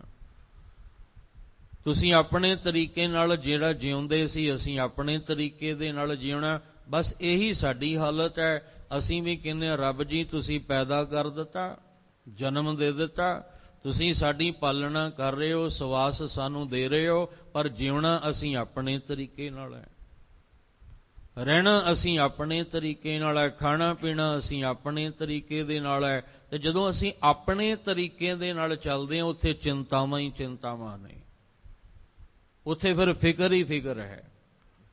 ਉੱਥੇ ਫਿਰ ਜੀਵਨ ਦੇ ਅੰਦਰ ਕਈ ਪ੍ਰਕਾਰ ਦੇ ਕਹਿ ਲਓ ਕਿ ਮੁਸੀਬਤਾਂ ਦਾ ਸਾਹਮਣਾ ਸਾਨੂੰ ਕਰਨਾ ਪਏਗਾ। ਤੇ ਜੇ ਉਹਦਾ ਆਸਰਾ ਲੈ ਕੇ ਚੱਲਾਂਗੇ ਹਰ ਮੁਸੀਬਤ ਤੋਂ ਬਚ ਜਾਵਾਂਗੇ, ਕਿਉਂਕਿ ਉਹ ਸਾਨੂੰ ਵਿਖੜੇ ਦਾਓ ਔਖੀ ਘਾਟੀ ਤੋਂ ਉਹ ਲੰਘਾਉਂਦਾ ਹੈ। ਦੇਖੋ ਪਿਤਾ ਦੀ ਉਂਗਲ ਪਕੜੀ ਹੋਵੇ ਨਾ ਬੱਚੇ ਨੇ ਤੇ ਭਾਵੇਂ ਜਿੰਨੇ ਮਰਜ਼ੀ ਮੋੜ ਆ ਜਾਣ, ਚੜ੍ਹਾਈ ਆ ਜਾਏ, ਉਤਰਾਈ ਆ ਜਾਏ, ਉਹਨੂੰ ਨਹੀਂ ਫਿਕਰ ਹੁੰਦਾ, ਕਿਉਂਕਿ ਉਹਨੂੰ ਪਤਾ ਮੈਂ ਆਪਣੇ ਬਾਪੂ ਦੀ ਉਂਗਲ ਪਕੜੀ ਹੋਈ ਹੈ, ਉਹ ਮੈਨੂੰ ਡਿੱਗਣ ਵੀ ਨਹੀਂ ਦੇਗਾ, ਡੋਲਣ ਵੀ ਨਹੀਂ ਦੇਗਾ। ਤੇ ਜਦੋਂ ਬੱਚਾ ਉਂਗਲ ਛੁਡਾ ਕੇ ਪਿਤਾ ਦੀ ਭੱਜਦਾ ਨਾ ਤੇ ਪਿਤਾ ਨੂੰ ਵੀ ਚਿੰਤਾ ਹੁੰਦੀ ਹੈ ਵੀ ਕਿਤੇ ਇਹ ਠੇਡਾ ਖਾ ਕੇ ਡਿੱਗ ਹੀ ਨਾ ਜਾਏ। ਇਹ ਕਿਤੇ ਪਹਾੜ ਦੇ ਵਿੱਚ ਆਪਾਂ ਜਦੋਂ ਜਾਂਦੇ ਹਾਂ ਇੱਕ ਪਾਸੇ ਖਾਈ ਹੁੰਦੀ ਹੈ ਤੇ ਉਦੋਂ ਫਿਰ ਪਿਤਾ ਆਪਣੇ ਬੱਚੇ ਦੀ ਉਂਗਲ ਨੂੰ ਘੁੱਟ ਕੇ ਪਕੜ ਲੈਂਦਾ ਹੈ ਵੀ ਪੁੱਤਰ ਤੂੰ ਕਿਸੇ ਵੀ ਤਰ੍ਹਾਂ ਮੇਰਾ ਹੱਥ ਇਹ ਉਂਗਲ ਛਡਾਉਣੀ ਨਹੀਂ ਹੈ, ਕਿਉਂਕਿ ਇੱਕ ਪਾਸੇ ਖਾਈ ਹੈ, ਜਦੋਂ ਤੂੰ ਉਂਗਲ ਛੱਡੇਗਾ ਤੇ ਖਾਈ ਵਿੱਚ ਜਾ ਡਿੱਗੇਗਾ। ਬਸ ਇਹੀ ਹਾਲਤ ਸਾਡੀ ਹੈ। ਜਦੋਂ ਹੀ ਅਸੀਂ ਉਹਦਾ ਆਸਰਾ ਛੱਡ ਦਿੰਦੇ ਹਾਂ, ਉਹਦੇ ਨਾਮ ਨੂੰ ਛੱਡ ਦਿੰਦੇ ਹਾਂ, ਉਹਦੇ ਹੁਕਮ ਤੋਂ ਬਾਹਰ ਹੁੰਦੇ ਹਾਂ, ਆਪਣ ਭਾਣੈ ਜੋ ਚੱਲੇ ਭਾਈ ਵਿਛੜ ਚੋਟਾਂ ਖਾਵੇ। ਆਪਣ ਭਾਣੈ ਅਸੀਂ ਆਪਣੀ ਮਰਜ਼ੀ ਨਾਲ ਜਿਉਣਾ ਚਾਹੁੰਦੇ ਹਾਂ, ਰਹਿਣਾ ਚਾਹੁੰਦੇ ਹਾਂ। ਤੇ ਫਿਰ ਧਿਆਨ ਰੱਖਿਓ ਫਿਰ ਚਿੰਤਾ ਵੀ, ਉਹ ਕਹਿੰਦੇ ਠੀਕ ਹੈ ਫਿਰ ਜੇ ਤੂੰ ਆਪਣੀ ਮਰਜ਼ੀ ਨਾਲ ਰਹਿਣਾ ਜਿਉਣਾ ਹੈ ਤੇ ਫਿਰ ਤੂੰ ਚੱਲ, ਜੇ ਫਿਰ ਚਿੰਤਾਵਾਂ ਆਉਣਗੀਆਂ ਫਿਰ ਤੂੰ ਮੇਰੇ ਕੋਲ ਨਾ ਆਈ। ਪਰ ਜਦੋਂ ਚਿੰਤਾਵਾਂ ਵਿੱਚ ਬੰਦਾ ਘਿਰ ਜਾਂਦਾ ਨਾ, ਦਰਵਾਜ਼ੇ ਸਾਰੇ ਬੰਦ ਹੋ ਜਾਣ, ਫਿਰ ਇਹਨੂੰ ਫਿਰ ਰੱਬ ਹੀ ਚੇਤੇ ਆਉਂਦਾ ਹੈ, ਫਿਰ ਇਹਨੂੰ ਰੱਬ ਮਾਲਕ ਹੀ ਚੇਤੇ ਆਉਂਦਾ ਹੈ। ਜਦੋਂ ਬੱਚਾ ਮਾਪਿਆਂ ਨੂੰ ਛੱਡ ਕੇ ਇੱਕ ਪਾਸੇ ਹੋ ਜਾਏ, ਇਹ ਨਾਲ ਨਾਲ ਤਾਂ ਇਹ ਜ਼ਿਕਰ ਕੀਤਾ ਕਿਉਂਕਿ ਸਮਝਣਾ ਸੌਖਾ ਹੋ ਜਾਏ। ਸਾਰੀ ਉਮਰ ਮਾਪੇ ਚੇਤੇ ਨਾ ਆਉਣ, ਦੁਨੀਆ ਵਿੱਚ ਵਿਚਰਦਾ ਰਿਹਾ, ਇੱਕ ਦਿਨ ਐਸੀ ਮੁਸੀਬਤ ਬਣ ਗਈ ਸਾਰੇ ਦਰਵਾਜ਼ੇ ਬੰਦ ਹੋ ਗਏ, ਕਿਸੇ ਨੇ ਵੀ ਬਾਂਹ ਨਹੀਂ ਪਕੜੀ, ਸਹਾਰਾ ਨਹੀਂ ਦਿੱਤਾ। ਉਸ ਦਿਨ ਫਿਰ ਮਾਪੇ ਚੇਤੇ ਆਏ। ਕਦੋਂ ਚੇਤੇ ਆਏ? ਜਦੋਂ ਸਾਰੇ ਆਸਰੇ ਟੁੱਟ ਭੱਜ ਗਏ। ਸਭੋ ਭੱਜੈ ਆਸਰਾ ਚੁਕੈ ਸਭ ਅਸਰਾਓ, ਕਦੋਂ ਜਾਂ ਕੋ ਮੁਸ਼ਕਲ ਅਤ ਬਣੈ ਢੋਈ ਕੋਏ ਨਾ ਦੇ। ਉਦੋਂ ਫਿਰ ਚੇਤੇ ਆਇਆ ਵੀ ਹੁਣ ਕਿਸੇ ਨੇ ਭੈਣ ਭਰਾ ਰਿਸ਼ਤੇਦਾਰ ਕਿਸੇ ਨੇ ਬਾਂਹ ਨਹੀਂ ਪਕੜਨੀ, ਜੇ ਪਕੜਨੀ ਹੈ ਤਾਂ ਹੁਣ ਮਾਪਿਆਂ ਨੇ ਹੀ ਪਕੜਨੀ ਹੈ। ਇਸੇ ਤਰ੍ਹਾਂ ਜਦੋਂ ਸਾਰੇ ਦਰਵਾਜ਼ੇ ਬੰਦ ਹੋ ਜਾਣ, ਮੁਸ਼ਕਲਾਂ ਵਿੱਚ ਘਿਰ ਗਏ, ਚਿੰਤਾਵਾਂ 'ਚ ਘਿਰ ਗਏ, ਫਿਰ ਰੱਬ ਚੇਤੇ ਆਉਂਦਾ ਹੈ। ਫਿਰ ਕਹਿੰਦੇ ਆ ਰੱਬ ਜੀ ਹੁਣ ਤੁਸੀਂ ਇਸ ਮੁਸੀਬਤ ਵਿੱਚੋਂ ਕੱਢੋ, ਕਿਉਂਕਿ ਹੁਣ ਕੋਈ ਹੱਲ ਨਹੀਂ ਨਿਕਲਦਾ। ਤੇ ਫਿਰ ਮੁਸੀਬਤ ਜਿਹੜੀ ਸੀ ਬਣੀ ਵੀ ਉਹਦੇ ਹੁਕਮ ਦੇ ਵਿੱਚ ਕਿਉਂ ਬਣੀ? ਕਿਉਂਕਿ ਅਸੀਂ ਆਪਣੀ ਮਰਜ਼ੀ ਨਾਲ ਜਿਉਣਾ ਚਾਹੁੰਦੇ ਸੀ। ਤੇ ਜਦੋਂ ਬਣ ਗਈ ਹੁਣ ਕੱਢਣਾ ਵੀ ਉਹਨੇ ਹੈ, ਕਿਉਂਕਿ ਅਰਦਾਸ ਉਹਦੇ ਅੱਗੇ ਹੈ। ਜਦੋਂ ਅਸੀਂ ਗੁਰੂ ਸਾਹਿਬ ਕੋਲ ਕਿਉਂ ਆਏ ਹਾਂ, ਬਾਣੀ ਪੜ੍ਹਦੇ ਹਾਂ ਕਿਉਂ? ਕਿਉਂਕਿ ਗੁਰੂ ਸਾਹਿਬ ਸਾਨੂੰ ਕਹਿੰਦੇ ਆ ਚਿੰਤਾ ਛੱਡ ਅਚਿੰਤ ਰਹੋ। ਕਦੋਂ ਕਿਹਾ? ਜਦੋਂ ਅਸੀਂ ਗੁਰੂ ਸਾਹਿਬ ਦੇ ਕੋਲ ਆਏ। ਜਿੰਨਾ ਚਿਰ ਨਹੀਂ ਗੁਰਬਾਣੀ ਦੇ ਕੋਲ ਆਏ ਸਾਨੂੰ ਇਹ ਬੋਲ ਸੁਣਨ ਨੂੰ ਨਹੀਂ ਮਿਲੇ। ਜਦੋਂ ਅਸੀਂ ਗੁਰਬਾਣੀ ਦੇ ਨੇੜੇ ਵੀ ਨਹੀਂ ਹੋਏ, ਸਾਡੇ ਕੰਨਾਂ 'ਚ ਆਵਾਜ਼ ਹੀ ਨਹੀਂ ਪਈ ਵੀ ਚਿੰਤਾ ਛੱਡ ਅਚਿੰਤ ਰਹੋ, ਕਿਉਂਕਿ ਅਸੀਂ ਦੂਰ ਸੀ ਗੁਰਬਾਣੀ ਤੋਂ। ਇਹ ਮੈਸੇਜ ਹੈ ਨਾ, ਪੈਗਾਮ ਹੈ ਨਾ, ਜਿਹੜਾ ਇਹ ਗੁਰਬਾਣੀ ਹੈ ਇਹ ਕੋਈ ਸੰਸਾਰੀ ਬਾਣੀ ਨਹੀਂ ਹੈ। ਇਹ ਕਿਸੇ ਬੰਦੇ ਦੇ ਨੇ ਆਪਣੇ ਵੱਲੋਂ ਰਚੀ ਹੋਈ ਬਾਣੀ ਨਹੀਂ ਹੈ, ਇਹ ਤਾਂ ਖਸਮ ਦੀ ਬਾਣੀ ਹੈ, ਇਹ ਤਾਂ ਧੁਰ ਕੀ ਬਾਣੀ ਹੈ। ਖਸਮ ਦੀ ਬਾਣੀ, ਧੁਰ ਕੀ ਬਾਣੀ ਦਾ ਮਤਲਬ ਇਹ ਪੈਗਾਮ ਹੈ ਉਸ ਰੱਬ ਵੱਲੋਂ, ਇਹ ਮੈਸੇਜ ਹੈ ਸਾਡੇ ਵਾਸਤੇ। ਤੇ ਜਦੋਂ ਅਸੀਂ ਗੁਰਬਾਣੀ ਦੇ ਨੇੜੇ ਹੋਏ ਤਾਂ ਪਤਾ ਲੱਗਾ, ਨਾਨਕ ਚਿੰਤਾ ਮਤ ਕਰੋ, ਚਿੰਤਾ ਤਿਸ ਹੀ, ਹੇ ਚਿੰਤਾ ਤੇ ਉਹਦੀ ਹੈ ਜਿਹਨੇ ਤੈਨੂੰ ਪੈਦਾ ਕੀਤਾ ਹੋਇਆ ਹੈ, ਪਰ ਮੈਂ ਇਸ ਹੱਦ ਤੋਂ ਬਾਹਰ ਹੋ ਗਿਆ, ਮੈਂ ਇਸ ਲਈ ਮੈਨੂੰ ਪਤਾ ਹੀ ਨਹੀਂ ਲੱਗਾ ਵੀ ਮੈਂ ਕਿਉਂ ਚਿੰਤਾ ਕਰਾਂ। ਮੇਰਾ ਮਾਲਕ ਤੇ ਮੇਰਾ ਸਿਰ ਦਾ ਸਾਈਂ ਹਰ ਵੇਲੇ ਮੇਰੇ ਸਿਰ ਤੇ ਹੈ, ਹਰ ਵੇਲੇ ਮੇਰੇ ਅੰਗ ਸੰਗ ਹੈ, ਮੈਂ ਚਿੰਤਾ ਕਿਉਂ ਕਰਾਂ। ਪਰ ਚਿੰਤਾ ਤਾਂ ਹੋਈ ਜਦੋਂ ਮੈਂ ਉਹਦੇ ਤੋਂ ਬਾਹਰ ਹੋ ਗਿਆ, ਜਦੋਂ ਮੈਂ ਇਹ ਸੋਚਿਆ ਵੀ ਮੈਂ ਆਪਣੀ ਜ਼ਿੰਦਗੀ ਆਪਣੇ ਢੰਗ ਨਾਲ ਜਿਉ ਸਕਦਾ ਹਾਂ। ਹੁਣ ਦੇਖੋ ਅੱਜ ਆ ਸੰਸਾਰ, ਪੂਰੀ ਦੁਨੀਆ ਹੀ ਚਿੰਤਾ ਵਿੱਚ ਹੈ। ਜਿਹੋ ਜਿਹੇ ਮਾਹੌਲ ਵਿੱਚੋਂ ਆਪਾਂ ਗੁਜ਼ਰ ਰਹੇ ਹਾਂ, ਇਹ ਚਿੰਤਾ ਬਣਾਈ ਕਿਨੇ ਹੈ ਤੇ ਚਿੰਤਾ ਵਿੱਚੋਂ ਕੱਢਣਾ ਵੀ ਕਿਨੇ ਹੈ। ਬਸ ਇਹਨੂੰ ਸਮਝ ਲੈਣਾ, ਇਹ ਪਾਵਨ ਬਚਨ ਸੌਖੇ ਹੋ ਜਾਣਗੇ ਸਮਝਣੇ। ਅਸੀਂ ਆਪਣੇ ਢੰਗ ਨਾਲ ਜਿਉਣ ਲੱਗ ਪਏ, ਜੀਆਂ ਨੂੰ ਮਾਰਨ ਲੱਗ ਪਏ, ਜੀਆਂ ਦੀ ਹੱਤਿਆ ਕਰਨ ਲੱਗ ਪਏ, ਜ਼ੁਲਮ ਕਰਨ ਲੱਗ ਗਏ, ਪਾਪ ਕਰਨ ਲੱਗ ਗਏ, ਧੀਆਂ ਨੂੰ ਕੁੱਖਾਂ ਵਿੱਚ ਮਾਰਨ ਲੱਗ ਪਏ। ਚਾਰੇ ਪਾਸੇ ਪਾਪ ਦਾ ਬੋਲਬਾਲਾ, ਜਿਉਂਦੇ ਜੀ ਜਿਹੜੇ ਤਲ ਤਲ ਕੇ ਅਸੀਂ ਉਹਨਾਂ ਨੂੰ ਆਪਣੀ ਖੁਰਾਕ ਬਣਾਉਂਦੇ ਰਹੇ, ਜਿਉਂਦਿਆਂ ਨੂੰ ਅਸੀਂ ਮਾਰ ਕੇ ਖਾਂਦੇ ਰਹੇ। ਇੱਥੋਂ ਤੱਕ ਕਿ ਇੰਨੀ ਹਾਲਤ ਵਿਗੜ ਗਈ ਕਿ ਅਸੀਂ ਧਰਮ ਨਾਲ ਵੀ ਖਿਲਵਾੜ ਕਰ ਦਿੱਤਾ। ਚਾਰ ਸ਼ਫੇਰੇ ਵੇਖੋ ਨਾ ਵੀ ਅਸੀਂ ਅੱਜ ਪੂਰੀ ਦੁਨੀਆ ਜੇ ਲਾਕਡਾਊਨ ਹੋ ਗਈ ਤੇ ਉਹਦਾ ਕਾਰਨ ਕੀ ਹੈ। ਰੱਬ ਨੂੰ ਭੁੱਲਦੇ ਗਏ, ਪਾਪ ਕਰਦੇ ਗਏ, ਵਿਕਾਰਾਂ ਦੀ ਦਲਦਲ ਵਿੱਚ ਧੱਸਦੇ ਗਏ। ਜਿੱਦਨ ਚਾਰੇ ਪਾਸੇ ਪਾਪ ਦਾ ਬੋਲਬਾਲਾ ਹੋ ਗਿਆ, ਨਜ਼ਰ ਘੁਮਾ ਕੇ ਵੇਖੋ ਨਾ, ਕਿਤੇ ਧਰਮ ਗ੍ਰੰਥ ਦੀ ਬੇਅਦਬੀ ਹੋ ਗਈ, ਕਿਤੇ ਧੀਆਂ ਨੂੰ ਕੁੱਖ ਵਿੱਚ ਮਾਰ ਦਿੱਤਾ, ਕਿਤੇ ਪਾਪ ਕਮਾਇਆ ਜਾ ਰਿਹਾ ਸੀ, ਕਿਤੇ ਕਿਸੇ ਦੀ ਧੀਆਂ ਭੈਣਾਂ ਦੀ ਪੱਤ ਰੋਲੀ ਜਾ ਰਹੀ ਸੀ। ਬੰਦਾ ਬੰਦੇ ਨੂੰ ਨਹੀਂ ਸੀ ਸਮਝ ਰਿਹਾ, ਇਨਸਾਨ ਨੂੰ ਨਹੀਂ ਸੀ ਸਮਝ ਰਿਹਾ, ਹੈਵਾਨ ਬਣ ਕੇ ਸ਼ੈਤਾਨ ਬਣ ਕੇ ਘੁੰਮ ਰਿਹਾ ਸੀ। ਤੇ ਫਿਰ ਇੱਕ ਐਸਾ ਹੁਕਮ ਉਹਦਾ ਵਰਤਿਆ, ਸਾਰੀ ਦੁਨੀਆ ਹੀ ਚਿੰਤਾ ਵਿੱਚ ਡੁੱਬ ਗਈ। ਸਾਰੀ ਦੁਨੀਆ ਹੀ ਇਸ ਚਿੰਤਾ ਦਾ ਵਿਸ਼ਾ ਬਣ ਗਿਆ ਵੀ ਕੀ ਹੋਏਗਾ, ਕਿਵੇਂ ਹੋਏਗਾ, ਕਿਵੇਂ ਨਿਕਲਾਂਗੇ। ਹੁਣ ਇੱਕੋ ਹੀ ਫਿਰ ਹੱਲ ਹੈ ਕਿ ਸਾਰੀ ਦੁਨੀਆ ਰੱਬ ਅੱਗੇ ਅਰਦਾਸ ਕਰ ਰਹੀ ਹੈ। ਹੁਣ ਸਾਰਿਆਂ ਦੇ ਹੱਥ ਜੁੜੇ, ਸਾਰੇ ਧਰਮਾਂ ਦੇ ਲੋਕ, ਸਾਰੇ ਵਰਨਾਂ ਦੇ, ਮੁਲਕਾਂ ਦੇ ਲੋਕ ਹੱਥ ਜੋੜ ਕੇ ਰੱਬ ਅੱਗੇ ਅਰਦਾਸ ਕਰਦੇ ਆ ਵੀ ਸਾਨੂੰ ਇਸ ਚਿੰਤਾ ਵਿੱਚੋਂ ਕੱਢੋ। ਪਰ ਉਹ ਚਿੰਤਾ ਜਿਹੜੀ ਸੀ ਉਹ ਬਣਾਈ ਵੀ ਉਹਨੇ ਹੈ ਤੇ ਕੱਢਣਾ ਵੀ ਉਹਨੇ ਹੈ, ਪਰ ਬਣਾਈ ਕਿਉਂ? ਕਿਉਂਕਿ ਅਸੀਂ ਆਪਣੇ ਤਰੀਕੇ ਨਾਲ ਜਿਉਣਾ ਚਾਹੁੰਦੇ ਸੀ। ਅਸੀਂ ਆਖਿਆ ਰੱਬ ਜੀ ਤੁਹਾਡੀ ਹੁਣ ਲੋੜ ਨਹੀਂ, ਸਾਨੂੰ ਹੁਣ ਪਤਾ ਹੈ ਕਿ ਕਿਵੇਂ ਖਾਣਾ, ਕਿਵੇਂ ਰਹਿਣਾ, ਕਿਵੇਂ ਜਿਉਣਾ, ਅਸੀਂ ਆਪਣੇ ਤਰੀਕੇ ਨਾਲ ਖਾਵਾਂਗੇ, ਜੀਵਾਂਗੇ, ਰਵਾਂਗੇ। ਫਿਰ ਮਾਲਕ ਜੀ ਕਹਿੰਦੇ ਠੀਕ ਹੈ, ਤੁਰਿਆ ਰਹਿ। ਤੇ ਜਦੋਂ ਉਹੀ ਸਾਡਾ ਜਿਹੜਾ ਤੁਰਨਾ ਜੀਵਨਾ ਚਿੰਤਾ ਦਾ ਵਿਸ਼ਾ ਬਣ ਗਿਆ, ਹੁਣ ਇੰਨੀ ਚਿੰਤਾ ਲੱਗ ਗਈ ਹੈ, ਨਹੀਂ ਨੀਂਦ ਨਹੀਂ ਆਉਂਦੀ, ਹੁਣ ਭੁੱਖ ਨਹੀਂ ਲੱਗਦੀ, ਬੇਚੈਨੀ ਹਰ ਵੇਲੇ ਰਹਿੰਦੀ ਹੈ। ਇੰਨਾ ਕਈ ਵਾਰ ਤੇ ਜਿਹੜਾ ਸਾਡਾ ਇਹ ਬਲੱਡ ਪ੍ਰੈਸ਼ਰ ਹੈ ਇਹ ਹਾਈ ਵੀ ਹੋ ਜਾਂਦਾ ਹੈ, ਲੋ ਵੀ ਹੋ ਜਾਂਦਾ ਹੈ, ਕਈ ਹੋਰ ਬਿਮਾਰੀਆਂ ਪੈਦਾ ਹੋ ਜਾਂਦੀਆਂ। ਹੁਣ ਕੀ ਹੋਇਆ? ਹੁਣ ਅਸੀਂ ਆਖਿਆ ਰੱਬ ਜੀ ਜੋ ਪਿੱਛੇ ਅਵਗਣ ਹੋ ਗਏ ਉਹ ਬਖਸ਼ ਦਿਓ, ਸਾਨੂੰ ਹੁਣ ਕੱਢ ਲਓ, ਅਚਿੰਤ ਕਰ ਲਓ ਤੁਸੀਂ। ਅਸੀਂ ਚਿੰਤਾ ਜਿਹੜੀ ਹੈ ਠੀਕ ਹੈ, ਇਹ ਤੁਹਾਡੇ ਹੁਕਮ ਵਿੱਚ ਸਾਨੂੰ ਇੱਕ ਹਲੂਣਾ, ਜਿਵੇਂ ਜਪਜੀ ਸਾਹਿਬ ਦੀ ਬਾਣੀ ਪੜ੍ਹਦੇ ਆ ਨਾ ਵੀ ਦੁੱਖ ਤੇ ਭੁੱਖ ਵੀ ਉਹਦੀ ਦਾਤ ਹੈ, ਇਹ ਵੀ ਦਾਤ ਸਮਝ ਲੈਣਾ। ਜਿਹੜੀ ਦੁੱਖ ਤੇ ਭੁੱਖ ਦੀ ਮਾਰ ਪੈਂਦੀ ਹੈ ਨਾ, ਇਹ ਕਿਉਂ ਪੈਂਦੀ ਹੈ? ਸਾਨੂੰ ਸਮਝਾਉਣ ਲਈ, ਸਾਨੂੰ ਸੁਧਾਰਨ ਵਾਸਤੇ। ਜੇ ਮਾਂ-ਬਾਪ ਬੱਚੇ ਨੂੰ ਝਿੜਕਦੇ ਨੇ ਕਾਹਦੇ ਲਈ? ਉਹਨੂੰ ਸੁਧਾਰਨ ਵਾਸਤੇ।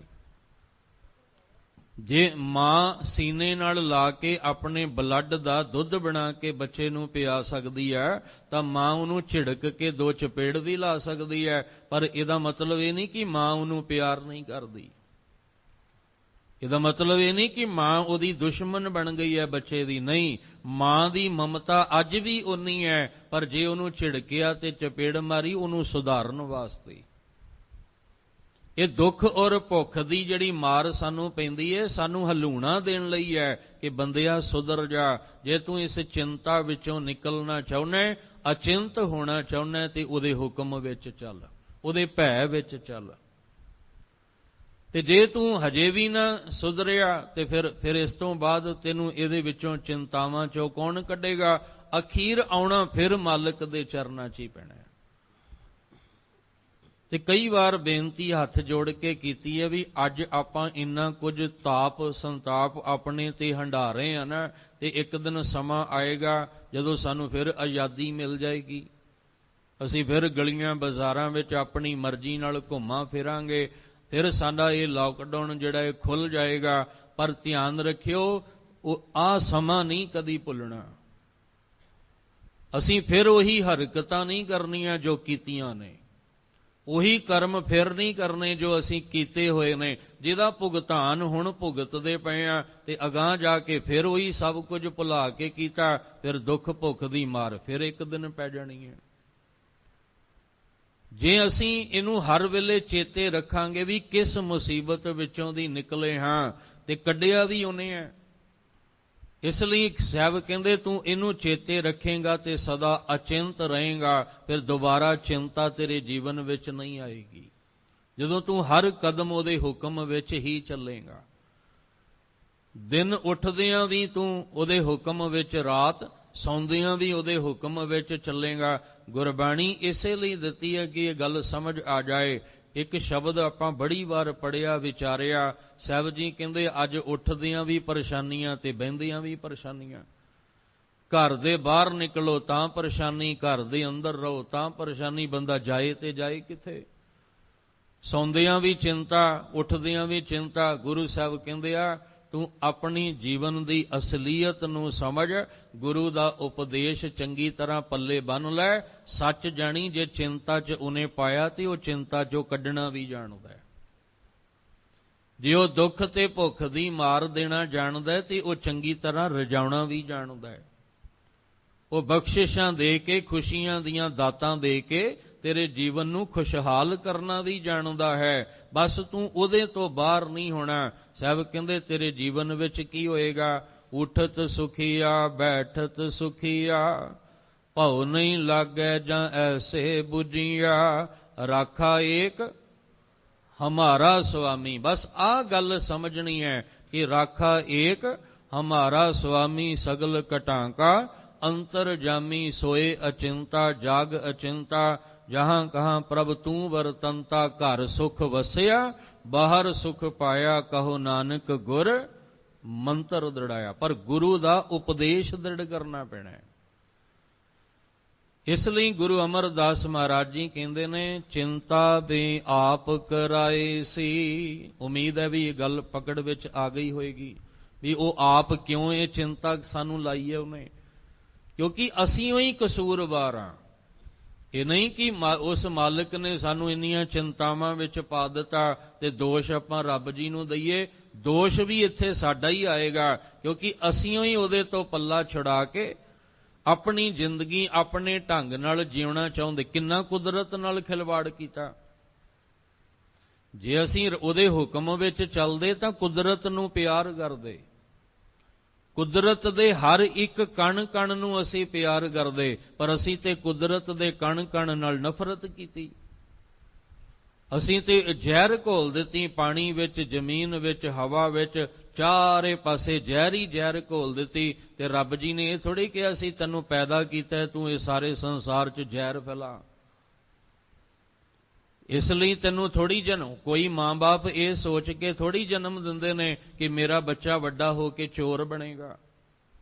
ਕਦੇ ਮਾਂ-ਬਾਪ ਸੋਚਦੇ ਨੇ ਕਿ ਅਸੀਂ ਆਪਣੇ ਬੱਚੇ ਨੂੰ ਜਨਮ ਦੇਣਾ ਤੇ ਵੱਡਾ ਹੋ ਕੇ ਸ਼ੈਤਾਨ ਬਣੇ, ਵੱਡਾ ਹੋ ਕੇ ਹੈਵਾਨ ਬਣੇ? ਕੋਈ ਨਹੀਂ ਸੋਚਦਾ। ਹਾਂ, ਜਦੋਂ ਉਹ ਮਾਪਿਆਂ ਤੋਂ ਬਾਹਰ, ਉਹਨਾਂ ਦੇ ਸੰਸਕਾਰ ਤੋਂ ਬਾਹਰ ਹੋ ਜਾਏ ਤੇ ਫਿਰ ਉਹ ਜਦੋਂ ਬਣਦਾ ਉਹ ਮਾਪਿਆਂ ਲਈ ਵੀ ਚਿੰਤਾ ਦਾ ਵਿਸ਼ਾ ਤੇ ਬੱਚਿਆਂ ਲਈ ਵੀ। ਪਰਮੇਸ਼ਵਰ ਨੇ ਮਨੁੱਖਾ ਜਨਮ ਸਾਨੂੰ ਦਿੱਤਾ ਸੀ, ਸ਼ੈਤਾਨ ਬਣਨ ਲਈ ਨਹੀਂ ਸੀ ਦਿੱਤਾ, ਸਾਨੂੰ ਹੈਵਾਨ ਬਣਨ ਲਈ ਨਹੀਂ ਸੀ ਦਿੱਤਾ, ਇਹ ਕੁਦਰਤ ਨਾਲ ਖਿਲਵਾੜ ਕਰਨ ਲਈ ਨਹੀਂ ਸੀ ਦਿੱਤਾ। ਮਨੁੱਖਾ ਜਨਮ ਦਿੱਤਾ ਸੀ ਕੁਦਰਤ ਨਾਲ ਪਿਆਰ ਕਰਨ ਵਾਸਤੇ। ਤੇ ਅਸੀਂ ਕੀ ਕੀਤਾ? ਅਸੀਂ ਸਭ ਤੋਂ ਪਹਿਲਾਂ ਤੇ ਉਹਦੇ ਨਾਲੋਂ ਆਪਣੀ ਲਿਵ ਤੋੜ ਲਈ, ਉਹਦੇ ਨਾਲੋਂ ਅਸੀਂ ਆਪਣੀ ਸਾਂਝ ਤੋੜ ਲਈ। ਫਿਰ ਜੋ ਕੁਦਰਤ ਦੇ ਵਿੱਚ ਬਲਹਾਰੀ ਕੁਦਰਤ ਵਸਿਆ, ਜਿਹੜਾ ਉਹ ਵਸਿਆ ਸੀ, ਅਸੀਂ ਉਹਦੇ ਨਾਲ ਵੀ ਪੂਰਾ ਖਿਲਵਾੜ ਕੀਤਾ, ਪੂਰਾ ਮਜ਼ਾਕ ਕੁਦਰਤ ਦਾ ਬਣਾਇਆ, ਤੇ ਫਿਰ ਉਹਨੇ ਚਿੰਤਾ ਤੇ ਲਾਉਣੀ ਸੀ ਨਾ। ਤੇ ਜੇ ਅੱਜ ਵੀ ਸਾਨੂੰ ਸੁਧਰ ਗਏ, ਅਸੀਂ ਸੁਧਾਰ ਆ ਗਿਆ, ਜੇ ਸਾਨੂੰ ਆਪਣੀਆਂ ਗਲਤੀਆਂ ਦਾ ਅਹਿਸਾਸ ਹੋ ਗਿਆ ਕਿ ਪਿਛਲੇ ਅਵਗੁਣ ਬਖਸ਼ ਲਿਓ ਪ੍ਰਭ ਆਗੇ ਮਾਰਗ ਪਾਵੋ, ਮਹਾਰਾਜ ਕਹਿੰਦੇ ਫਿਰ ਉਹ ਅਚਿੰਤ ਵੀ ਆਪ ਹੀ ਕਰੇਗਾ।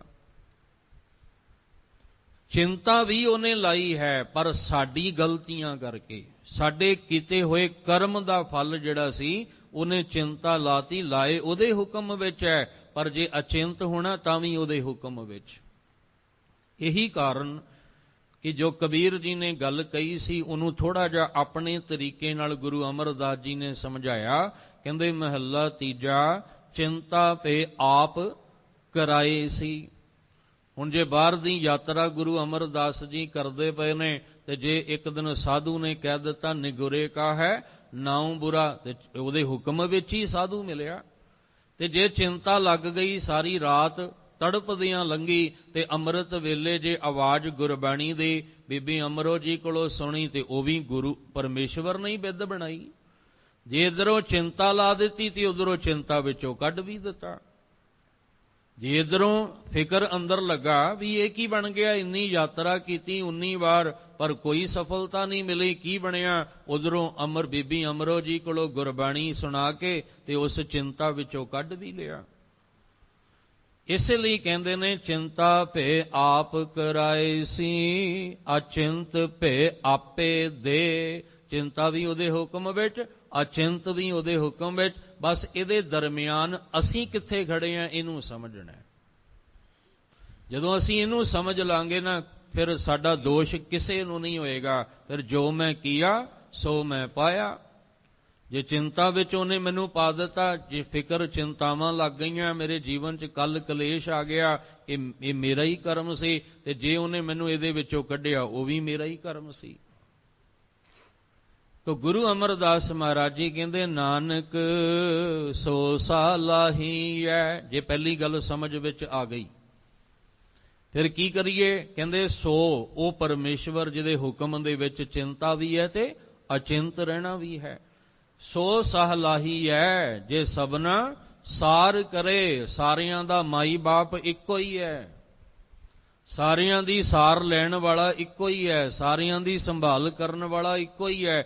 ਅਸੀਂ ਇੱਥੇ ਵੀ ਮਾਰ ਖਾ ਗਏ, ਅਸੀਂ ਆਖਿਆ ਨਹੀਂ ਤੇਰਾ ਮਾਈ ਬਾਪ ਹੋਰ ਹੈ, ਤੇਰਾ ਹੋਰ ਹੈ, ਮੇਰਾ ਹੋਰ ਹੈ, ਤੇਰਾ ਰੱਬ ਹੋਰ ਹੈ, ਮੇਰਾ ਰੱਬ ਹੋਰ ਹੈ, ਤੇਰਾ ਹੋਰ ਹੈ।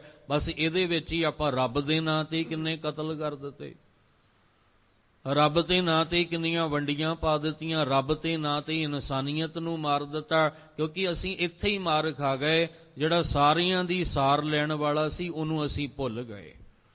ਸਾਨੂੰ ਗੁਰਬਾਣੀ ਵਿੱਚੋਂ ਫਿਰ ਚੇਤੇ ਕਰਵਾਇਆ ਗਿਆ, ਇੱਥੇ ਕਿਸੇ ਦਾ ਨਾਮ ਤਾਂ ਨਹੀਂ ਲਿਆ। ਸਾਰੇ ਦੁਨੀਆ ਦੇ ਮਨੁੱਖਾ ਜਾਮੇ ਵਿੱਚ ਆਏ ਹੋਏ ਪ੍ਰਾਣੀਆਂ ਨੂੰ ਕਿਹਾ, ਹਰ ਜੀ ਮਾਤਾ, ਹਰ ਜੀ ਪਿਤਾ, ਹਰ ਜੀਓ ਪ੍ਰਤਪਾਲਕ, ਹਰ ਜੀ ਮੇਰੀ ਸਾਰ ਕਰੇ ਹਮ ਹਰ ਕੇ ਬਾਰਕ। ਏਕ ਪਿਤਾ ਏਕ ਸਕੇ ਹਮ ਬਾਰਕ।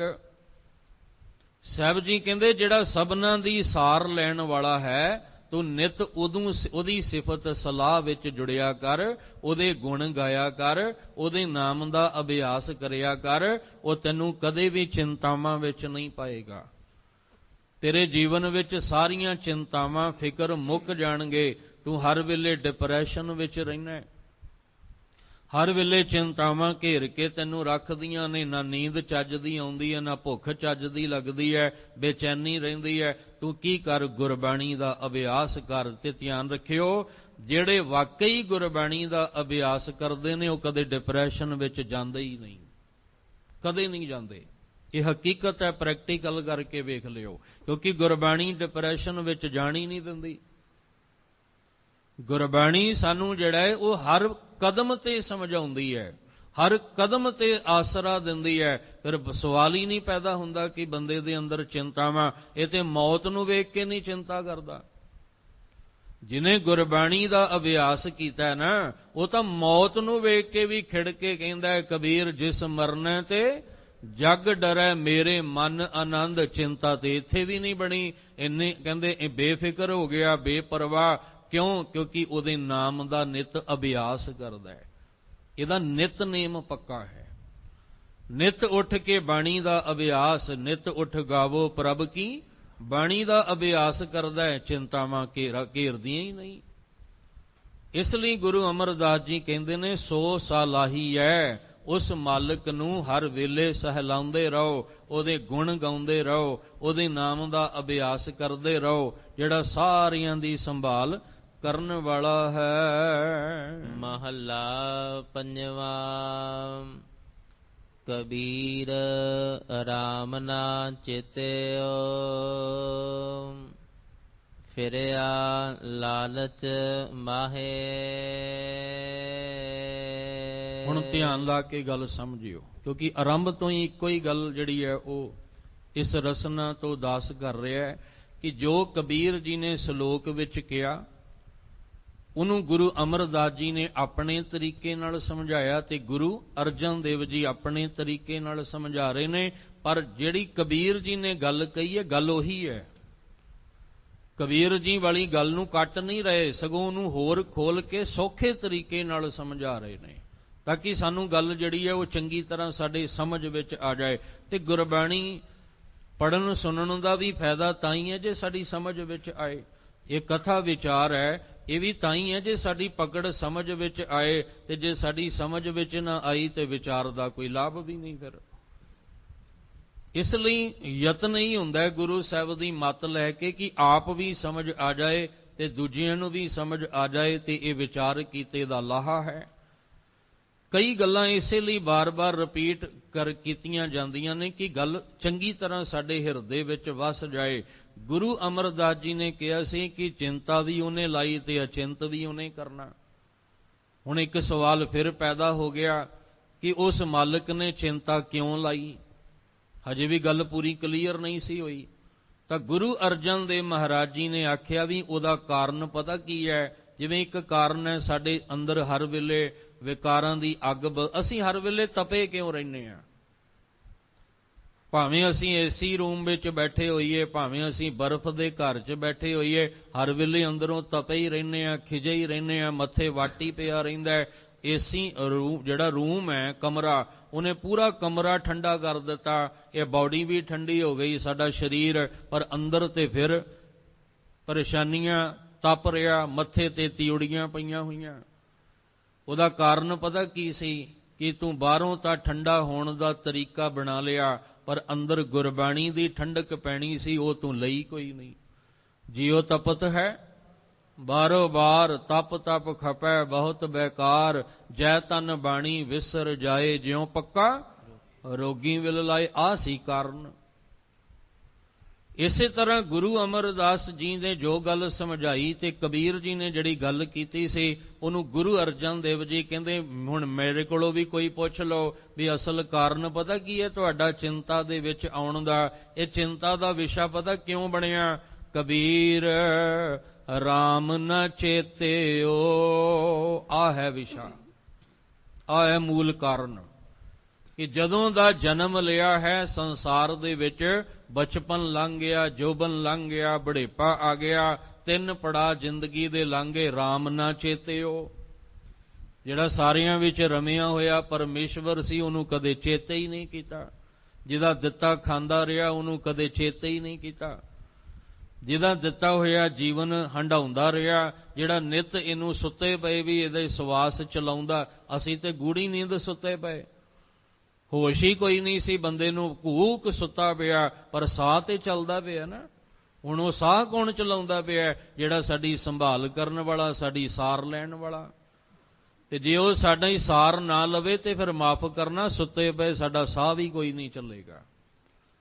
ਜਦੋਂ ਬੰਦਾ ਸੌਂ ਜਾਂਦਾ ਉਹਦੀ 50% ਮੌਤ ਹੋ ਜਾਂਦੀ ਹੈ। ਮੰਨਿਆ ਗਿਆ ਕਿ ਅੱਧੀ ਮੌਤ ਹੈ ਜਿਹੜੀ ਰਾਤ ਦੀ ਨੀਂਦ ਮੰਨੀ ਗਈ, ਕਿਉਂਕਿ ਅੱਖਾਂ ਵੀ ਕੰਮ ਨਹੀਂ ਕਰਦੀਆਂ, ਕੰਨ ਵੀ ਕੰਮ ਨਹੀਂ ਕਰਦੇ, ਹੱਥ ਪੈਰ ਵੀ ਕੰਮ, ਸਰੀਰ ਤਾਂ ਡੈਡ ਹੀ ਹੋ ਜਾਂਦਾ ਇੱਕ ਤਰ੍ਹਾਂ। ਬਸ ਇਕੱਲਾ ਸਾਹ ਹੀ ਚੱਲਦਾ ਹੁੰਦਾ ਹੈ, ਤੇ ਉਹ ਸਾਹ ਕੌਣ ਚਲਾ ਰਿਹਾ ਹੈ? ਬੰਦਾ ਤੇ ਘੂਕ ਸੁੱਤਾ ਪਿਆ ਹੈ। ਉਹ ਸਾਹ ਚਲਾਉਣ ਵਾਲਾ, ਉਹ ਸਾਰ ਲੈਣ ਵਾਲਾ ਸਾਹ ਚਲਾਉਂਦਾ ਪਿਆ ਹੈ, ਤੇ ਜਿੱਦਣ ਉਹਨੇ ਸਾਹ ਰੋਕ ਦਿੱਤਾ, ਕਿਸੇ ਹੋਰ ਨੇ ਸਾਡੀ ਸਾਰ ਵੀ ਨਹੀਂ ਲੈਣੀ, ਕਿਸੇ ਹੋਰ ਨੇ ਸਾਡੀ ਫਿਰ ਪਾਲਣਾ ਵੀ ਕੋਈ ਨਹੀਂ ਕਰਨੀ। ਫਿਰ ਤੇ ਘਰੋਂ ਕੱਢਣ ਦੀਆਂ ਗੱਲਾਂ ਹੋਣੀਆਂ ਵੀ ਜਿੰਨਾ ਜਲਦੀ ਹੋਵੇ ਇਹਨੂੰ ਕੱਢ ਦਿਓ ਘਰੋਂ, ਕਿਉਂਕਿ ਹੁਣ ਇਹਦੇ ਅੰਦਰ ਤੇ ਸਾਹ ਵੀ ਕੋਈ ਨਹੀਂ ਰਿਹਾ। ਇਸ ਲਈ ਗੁਰੂ ਅਮਰਦਾਸ ਪਾਤਸ਼ਾਹ ਜੀ ਨੇ ਜੋ ਸਮਝਾਇਆ, ਗੁਰੂ ਅਰਜਨ ਦੇਵ ਜੀ ਕਹਿੰਦੇ ਨੇ, ਕਬੀਰ RAM ਨ ਚੇਤਿਓ, ਇਹਨੇ ਕਦੇ ਰੱਬ ਨੂੰ, ਮਾਲਕ ਨੂੰ ਚੇਤੇ ਹੀ ਨਾ ਕੀਤਾ। ਫਿਰਿਆ ਲਾਲਚ ਮਾਹੇ, ਕਿਉਂਕਿ ਅੰਦਰ ਲੋਭ ਆ ਗਿਆ, ਲਾਲਚ ਆ ਗਿਆ। ਉਸ ਲੋਭ ਲਾਲਚ ਨੇ ਇਹਨੂੰ ਕਦੇ ਰੱਬ ਚੇਤੇ ਹੀ ਨਹੀਂ ਆਉਣ ਦਿੱਤਾ। ਬਸ ਉਸ ਲੋਭ ਵਿੱਚ ਤੁਰਿਆ ਰਿਹਾ, ਉਸ ਲਾਲਚ ਦੇ ਵਿੱਚ ਤੁਰਿਆ ਰਿਹਾ, ਕਦੀ ਇਹਨੇ ਪਰਮੇਸ਼ਵਰ ਵੱਲ ਧਿਆਨ ਹੀ ਕੋਈ ਨਾ ਦਿੱਤਾ, ਚੇਤੇ ਹੀ ਨਹੀਂ ਕੀਤਾ ਰੱਬ ਨੂੰ ਕਦੇ। ਬਸ ਉਸ ਲੋਭ ਦੀ ਦੁਨੀਆ ਵਿੱਚ ਐਸਾ ਗਲਤਾਨ ਹੋ ਗਿਆ ਕਿ ਇਹਨੂੰ ਧਨ ਪਦਾਰਥਾਂ ਤੋਂ ਸਿਵਾ ਹੋਰ ਨਜ਼ਰ ਹੀ ਕੋਈ ਨਹੀਂ ਆਉਂਦਾ ਸੀ। ਐਸਾ ਕਹਿੰਦੇ ਇਹਨੇ ਕਦੇ ਨਾਮ ਚੇਤੇ ਨਹੀਂ ਕੀਤਾ। ਤੇ ਜੇ ਆਪਾਂ ਨਾਮ ਹੀ ਨਾ ਚੇਤੇ ਕੀਤਾ, ਮਹਾਰਾਜ ਕਹਿੰਦੇ ਤੂੰ ਆਇਆ ਕਾਹਦੇ ਲਈ ਹੈ? ਜਿਨੇ ਐਸਾ ਹਰ ਨਾਮ ਨਾ ਚੇਤਿਓ ਸੇ ਕਾਹੇ ਜਗ ਆਇਆ ਰਾਮ ਰਾਜੇ। ਮਹਾਰਾਜ ਕਹਿੰਦੇ ਤੂੰ ਆਇਆ ਹੀ ਕਾਹਦੇ ਲਈ ਹੈ? ਤੂੰ ਇਹ ਲੋਭ ਵਿਕਾਰਾਂ ਵਿੱਚ ਫਸਣ ਲਈ ਆਇਆ ਸੀ, ਪਰ ਤੈਨੂੰ ਜਨਮ ਇਸ ਲਈ ਨਹੀਂ ਸੀ ਦਿੱਤਾ।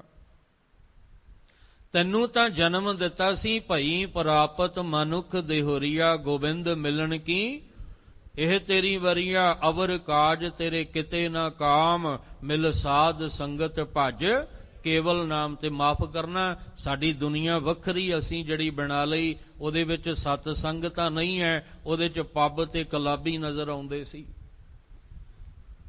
ਉਹਦੇ ਵਿੱਚ ਆ ਬੈਠ ਕੇ ਪੰਗਤ ਤੇ ਸੰਗਤ ਘੱਟ ਨਜ਼ਰ ਆਉਂਦੀ। ਅਜੋਕੀ ਪੀੜ੍ਹੀ ਜਿਹੜੀ ਸਾਡੀ ਸੀ, ਪੰਗਤ ਤੇ ਸੰਗਤ ਘੱਟ ਸੀ, ਪਰ ਨੱਚਣਾ ਤੇ ਟੱਪਣਾ ਉਹਨਾਂ ਦਾ ਜ਼ਿਆਦਾ ਸੀ। ਪਰ ਹੋਇਆ ਕੀ? ਕਦੇ ਅਸੀਂ ਉਸ ਰੱਬ ਨੂੰ ਚੇਤੇ ਹੀ ਨਾ ਕੀਤਾ, ਕਦੇ ਭੁੱਲ ਕੇ ਵੀ ਅਸੀਂ ਉਹਨੂੰ ਯਾਦ ਨਹੀਂ ਕੀਤਾ। ਐਸਾ ਸੰਸਾਰ ਦੇ ਲੋਭ ਲਾਲਚ ਦੇ ਦਲਦਲ ਵਿੱਚ ਫਸ ਗਏ। ਗੁਰੂ ਅਰਜਨ ਦੇਵ ਮਹਾਰਾਜ ਜੀ ਇਹ ਕਾਰਨ ਦੱਸਦੇ ਹਨ। ਪਾਪ ਕਰੰਤਾ ਮਰ ਗਿਆ, ਔਧ ਪੁੰਨੀ ਖਿਨ ਮਾਹੇ।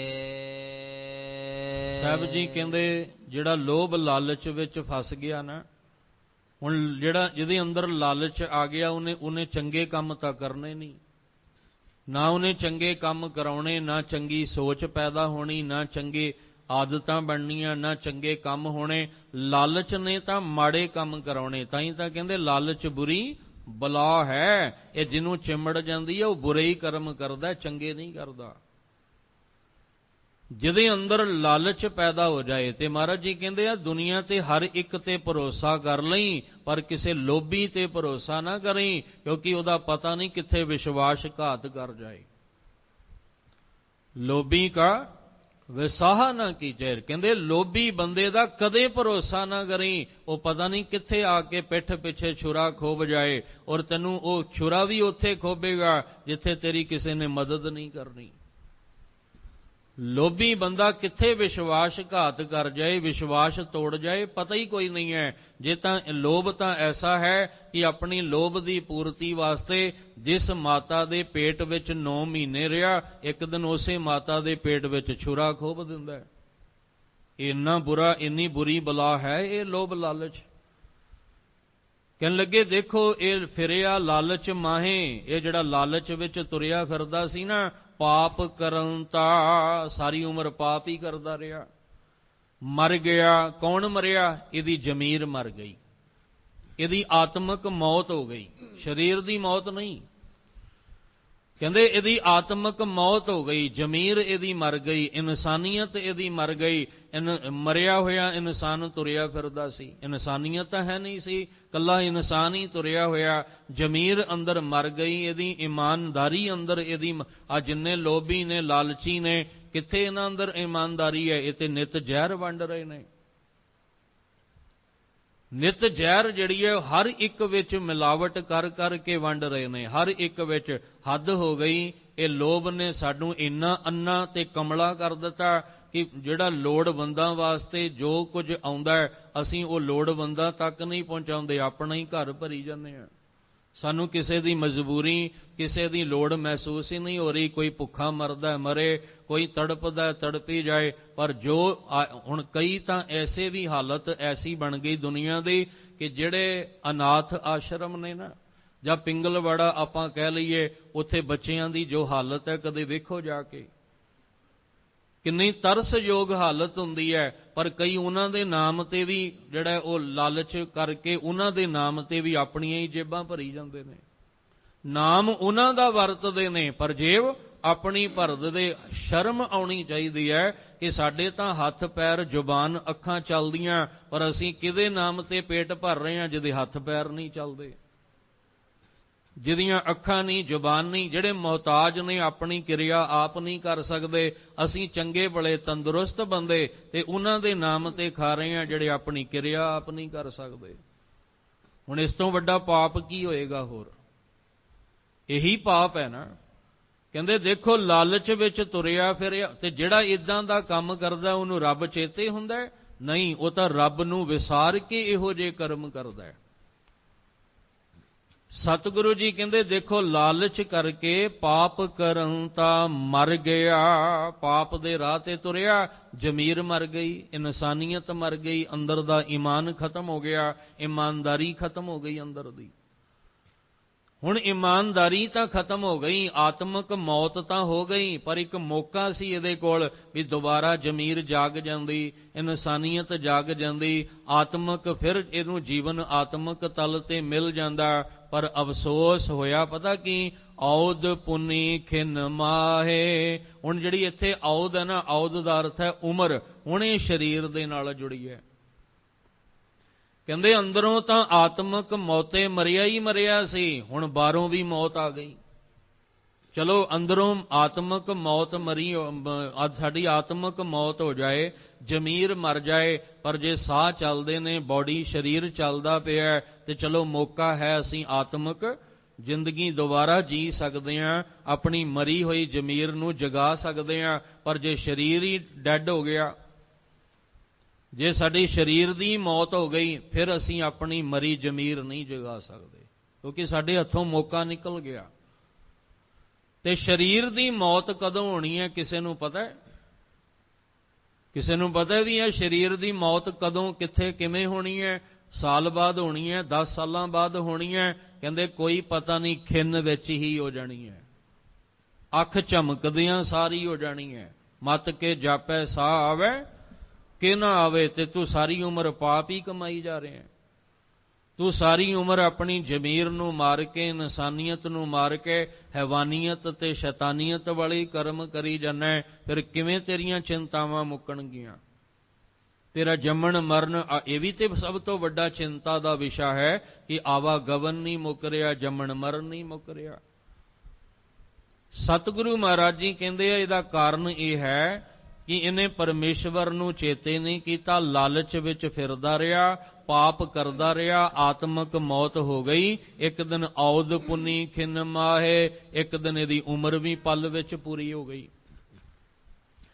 ਅਸੀਂ ਬਹੁਤ ਹੀ ਲੰਬੀ ਆਸ ਰੱਖ ਕੇ ਪਲੈਨਿੰਗ ਕਰਕੇ ਜਿਹੜਾ ਉਹ ਨਾ ਚੱਲੀਏ ਕਿ 5 ਸਾਲ ਬਾਅਦ ਮੈਂ ਇਹ ਕਰਾਂਗਾ, 10 ਸਾਲ ਬਾਅਦ ਮੈਂ ਆਹ ਕਰਾਂਗਾ।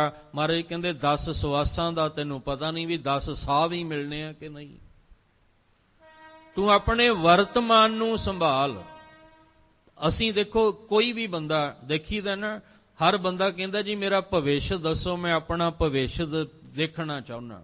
ਹਰ ਬੰਦਾ ਆਪਣਾ ਭਵਿੱਖ ਦੇਖਣਾ ਚਾਹੁੰਦਾ ਵੀ ਮੇਰਾ ਆਉਣ ਵਾਲਾ ਸਮਾਂ ਕਿੱਦਾਂ ਦਾ। ਅਸੀਂ ਹੱਥ ਦੀਆਂ ਰੇਖਾਵਾਂ ਦਿਖਾਉਂਦੇ ਹਾਂ, ਸਾਡਾ ਭਵਿੱਖ ਦੱਸੋ, ਮੱਥਾ ਦੇਖ ਕੇ ਸਾਡਾ ਦੱਸੋ, ਸਾਡੀ ਜਨਮ ਪੱਤਰੀ ਵੇਖ ਕੇ ਭਵਿੱਖ ਦੱਸੋ। ਗੁਰਬਾਣੀ ਕਹਿੰਦੀ ਆ ਭਵਿੱਖ ਬਾਅਦ ਵਿੱਚ ਵੇਖੀ, ਪਹਿਲਾਂ ਅੱਜ ਵਰਤਮਾਨ ਵੇਖ ਲੈ। ਜੇ ਤੂੰ ਅੱਜ ਵਰਤਮਾਨ ਸੰਭਾਲ ਲਏਗਾ ਤੇਰਾ ਭਵਿੱਖ ਚੰਗਾ ਹੋ ਜਾਏਗਾ। ਗੁਰਬਾਣੀ ਦੱਸਦੀ ਹੈ ਸਾਡਾ ਭਵਿੱਖ। ਕਹਿਣ ਲੱਗੇ ਆਗੈ ਸੁਖ ਮੇਰੇ ਮੀਤਾ, ਪਾਛੇ ਆਨੰਦ ਪ੍ਰਭ ਕੀਤਾ, ਪਰਮੇਸ਼ਰ ਬਣਤ ਬਣਾਈ, ਫਿਰ ਢੋਲਤ ਕਤਹੂ ਨਾਹੀ। ਪਰ ਭਵਿੱਖ ਨੂੰ ਸਵਾਰਨ ਲਈ ਅੱਜ ਸਵਾਰਨਾ ਪਏਗਾ। ਅੱਜ ਮੈਂ ਕਰਦਾ ਪਿਆ ਪਾਪ, ਅੱਜ ਮੈਂ ਕਰਦਾ ਪਿਆ ਮਾੜੇ ਕਰਮ, ਅੱਜ ਮੈਂ ਜ਼ਮੀਰ ਮਾਰ ਕੇ ਬੈਠਾ ਹੋਇਆ, ਤੇ ਮੈਂ ਕਹਿੰਦਾ ਮੇਰਾ ਭਵਿੱਖ ਜਿਹੜਾ ਹੈ ਉਹ ਧਾਗੇ ਤਵੀਤ ਤੇ ਆ ਨਗ ਪਾ ਕੇ ਤੇ ਬਾਹਰ ਦੇ ਜਿਹੜੇ ਨੇ ਤਰ੍ਹਾਂ ਤਰ੍ਹਾਂ ਦੇ ਜਿਹੜੇ ਯੱਗ ਕਰਕੇ ਤੇ ਮੇਰਾ ਭਵਿੱਖ ਚੰਗਾ ਹੋ ਜਾਏ। ਮਹਾਰਾਜ ਕਹਿੰਦੇ ਇਦਾਂ ਨਹੀਂ ਹੋਣਾ। ਤੂੰ ਪਾਪ ਕਰੇ, ਤੂੰ ਮਾੜੇ ਕਰਮ ਕਰੇ, ਤੂੰ ਸੰਸਾਰ ਵਿੱਚ ਬੁਰੇ ਤੋਂ ਬੁਰੇ ਕਰਮ ਕਰੇ, ਤੇ ਤੈਨੂੰ ਕੋਈ ਕਵੇ ਵੀ ਨਗ ਪਾ ਕੇ ਤੂੰ ਉਂਗਲੀ ਵਿੱਚ ਰੱਖ, ਤੇਰਾ ਭਵਿੱਖ ਚੰਗਾ ਹੋ ਜਾਏਗਾ। ਇਹ ਕਿਵੇਂ ਹੋ ਸਕਦਾ ਹੈ? ਤੂੰ ਜ਼ਹਿਰ ਦਾ ਬੀਜ ਪਾ ਕੇ ਤੇ ਆਸ ਰੱਖ ਕੇ ਬੈਠੇ ਵੀ ਇੱਕ ਦਿਨ ਉਹਨੂੰ ਮਿੱਠਾ ਫਲ ਲੱਗੇਗਾ। ਇਹ ਕਿਵੇਂ ਹੋ ਸਕਦਾ ਹੈ? ਅੱਜ ਤੈਨੂੰ ਚੰਗਾ ਕਰਨਾ ਪਏਗਾ ਤੇ ਕੱਲ ਤੇਰਾ ਭਵਿੱਖ ਚੰਗਾ ਹੋ ਜਾਏਗਾ। ਅੱਜ ਤੈਨੂੰ ਚੰਗਿਆਈ ਦੇ ਰਾਹ ਤੇ ਤੁਰਨਾ ਪਏਗਾ, ਤੇਰਾ ਭਵਿੱਖ ਚੰਗਾ ਹੋ ਜਾਏਗਾ। ਅੱਜ ਜੇ ਤੂੰ ਮਾੜਾ ਕਰਦਾ ਤਾਂ ਤੇਰਾ ਭਵਿੱਖ ਵੀ ਮਾੜਾ ਹੈ। ਇਸ ਲਈ ਗੁਰੂ ਸਾਹਿਬ ਜੀ ਕਹਿ ਰਹੇ ਨੇ, ਕਹਿੰਦੇ ਦੇਖੋ ਜ਼ਮੀਰ ਤਾਂ ਇਹਦੀ ਮਰ ਗਈ, ਇਨਸਾਨੀਅਤ ਵੀ ਮਰ ਗਈ, ਆਤਮਕ ਮੌਤ ਵੀ ਮਰਿਆ ਸੀ, ਪਰ ਔਦ ਪੁੰਨੀ ਖਿੰਨ ਮਾਹੇ, ਇਹਦੀ ਉਮਰ ਵੀ ਪੂਰੀ ਹੋ ਗਈ। ਕਿਆ ਜਾਨਾ ਕਿਵ ਮਰੇਂਗੇ, ਕੈਸਾ ਮਰਨਾ ਹੋਏ। ਪਤਾ ਹੀ ਨਹੀਂ ਮੌਤ ਨੇ ਕਦੋਂ ਕਿੱਥੇ ਕਿਵੇਂ ਆ ਜਾਣਾ, ਕਿਹੜੇ ਪਲ ਕਿਹੜੀ ਘੜੀ ਆ ਜਾਣਾ, ਕੋਈ ਨਹੀਂ ਪਤਾ। ਸਾਡਾ ਆਖਰੀ ਦਮ ਕਦੋਂ ਨਿਕਲਣਾ, ਸਰੀਰ ਦੀ ਇਹ ਉਮਰ ਕਦੋਂ ਪੂਰੀ ਹੋ ਜਾਣੀ ਹੈ, ਕੋਈ ਨਹੀਂ ਪਤਾ। ਇਸ ਲਈ ਸਾਹਿਬ ਜੀ ਕਹਿੰਦੇ ਨੇ ਇਹ ਆਤਮਕ ਅੰਦਰੋਂ ਵੀ ਮਰ ਗਿਆ ਤੇ ਬਾਹਰੋਂ ਵੀ ਮਰ ਗਿਆ। ਹੁਣ ਕਿਵੇਂ ਇਹਦਾ ਸੁਧਾਰ ਹੋਣਾ ਸੀ? ਸਰੀਰ ਦੀ ਮੌਤ ਤੋਂ ਪਹਿਲਾਂ ਪਹਿਲਾਂ ਜ਼ਮੀਰ ਨੂੰ ਜਗਾ ਲਈਏ, ਇਹ ਸਾਡਾ ਭਵਿੱਖ ਚੰਗਾ ਹੋ ਜਾਏਗਾ। ਤੇ ਜਿਨ੍ਹਾਂ ਨੇ ਕਮਾਈਆਂ ਕੀਤੀਆਂ ਉਹ ਕਹਿੰਦੇ ਸਰੀਰ ਦੀ ਮੌਤ ਮੌਤ ਨਹੀਂ ਹੁੰਦੀ, ਅਸਲ ਮੌਤ ਜ਼ਮੀਰ ਦੀ ਹੁੰਦੀ ਹੈ, ਅਸਲ ਮੌਤ ਇਨਸਾਨੀਅਤ ਦੀ ਹੁੰਦੀ ਹੈ। ਤੇ ਗੁਰਬਾਣੀ ਵਿੱਚ ਵੀ ਕਿਹਾ, ਕਹਿੰਦੇ ਆ ਸਾਰੇ ਸਰੀਰ ਦੁਨੀਆ ਤੁਰੀ ਫਿਰਦੀ ਅਰਬਾਂ ਖਰਬਾਂ ਦੀ, ਪਰ ਇਹਨਾਂ ਅਰਬਾਂ ਖਰਬਾਂ ਵਿੱਚ ਸਾਰੇ ਮੁਰਦੇ ਹੀ ਨੇ, ਜਿਉਂਦੇ ਤਾਂ ਕੋਈ ਕੋਈ ਨੇ ਜਿਨ੍ਹਾਂ ਦੀ ਪ੍ਰੀਤ ਮਾਲਕ ਦੇ ਨਾਲ ਹੈ। ਮਿਰਤਕ ਕਹੀਏ ਨਾਨਕਾ, ਜੇ ਪ੍ਰੀਤ ਨਹੀਂ ਭਗਵੰਤ, ਜਿਹਦੀ ਰੱਬ ਦੇ ਨਾਮ ਨਾਲ ਪ੍ਰੀਤ ਨਹੀਂ, ਉਹ ਸਾਰੇ ਮੁਰਦੇ ਹੀ ਕਰਾਰ ਦਿੱਤੇ ਗਏ ਨੇ। ਇਸ ਲਈ ਗੁਰੂ ਸਾਹਿਬ ਜੀ ਕਹਿੰਦੇ ਨੇ ਇਹਦਾ ਚਿੰਤਾ ਦਾ ਵਿਸ਼ਾ ਇਹੀ ਹੈ। ਦੁੱਖ ਸੁੱਖ ਵਿੱਚ, ਵਾਧੇ ਘਾਟੇ ਵਿੱਚ ਇਹਦਾ ਕਾਰਨ ਇਹ ਹੈ ਕਿ ਇਹ ਅੰਦਰੋਂ ਵੀ ਮਰ ਜਾਂਦਾ ਹੈ, ਇੱਕ ਦਿਨ ਬਾਹਰੋਂ ਵੀ ਇਹਦੀ ਮੌਤ ਹੋ ਜਾਂਦੀ ਹੈ। ਇਹਦੇ ਪੱਲੇ ਕੁਛ ਨਹੀਂ ਰਹਿੰਦਾ। ਇਹ ਸਮਝਾਉਣ ਦਾ ਮਤਲਬ ਇਹ ਹੈ ਕਿ ਸਰੀਰ ਦੀ ਮੌਤ ਤੋਂ ਪਹਿਲਾਂ ਪਹਿਲਾਂ ਆਪਣੀ ਜ਼ਮੀਰ ਨੂੰ ਜਗਾ ਲਈਏ, ਹਰ ਸਾਹ ਉਹਦੇ ਨਾਲ ਜੋੜ ਲਈਏ, ਕਿਉਂਕਿ ਇਹ ਵੀ ਨਹੀਂ ਪਤਾ ਮੌਤ ਹੋਣੀ ਕਦੋਂ ਹੈ ਸਾਡੀ, ਇਹ ਵੀ ਨਹੀਂ ਪਤਾ ਸਾਨੂੰ। ਕੀ ਕਰੀਏ? ਦਮ ਦਮ ਸਦਾ ਸੰਭਾਲਦਾ, ਦਮ ਨਾ ਬਿਰਥਾ ਜਾਏ। ਹਰ ਦਮ ਉਹਨੂੰ ਚੇਤੇ ਕਰ, ਹਰ ਸਾਹ ਉਹਨੂੰ ਚੇਤੇ ਕਰ। ਅੱਜ ਅਰਦਾਸ ਕਰੀਏ, ਇਹ ਨਹੀਂ ਕੱਲ ਨੂੰ ਕਰਾਂਗੇ, ਪਰਸੋਂ ਕਰਾਂਗੇ, ਜਿੱਦਣ ਵਿਹਲੇ ਹੋਏ ਉਦਣ ਕਰਾਂਗੇ, ਨਹੀਂ।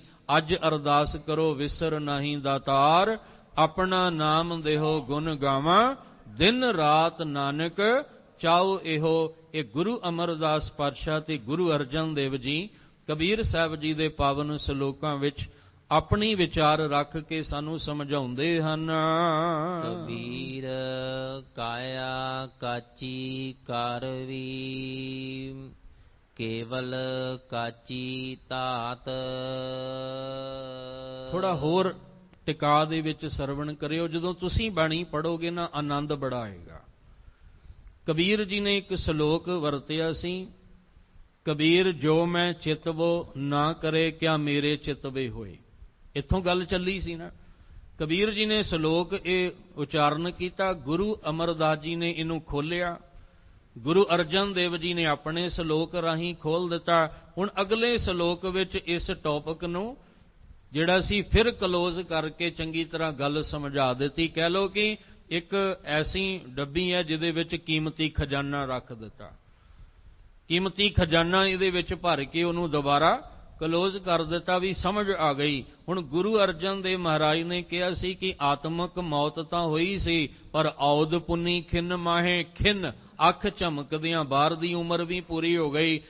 ਕਬੀਰ ਜੀ ਕਹਿੰਦੇ ਆ ਵੀ ਗੱਲ ਬਿਲਕੁਲ ਸੱਚੀ ਹੈ, ਕਿਉਂਕਿ ਇਹ ਕਾਇਆ ਜਿਹੜੀ ਹੈ ਇਹ ਕੱਚੀ ਹੈ, ਇਹ ਕੱਚਾ ਭਾਂਡਾ ਹੈ, ਆ ਮਿੱਟੀ ਦਾ ਬਣਿਆ ਹੋਇਆ ਇਹ ਕੱਚਾ ਭਾਂਡਾ ਹੈ, ਤੇ ਕੱਚੇ ਭਾਂਡੇ ਨੂੰ ਟੁੱਟਣ ਲੱਗਿਆਂ ਸਮਾਂ ਲੱਗਦਾ ਹੈ।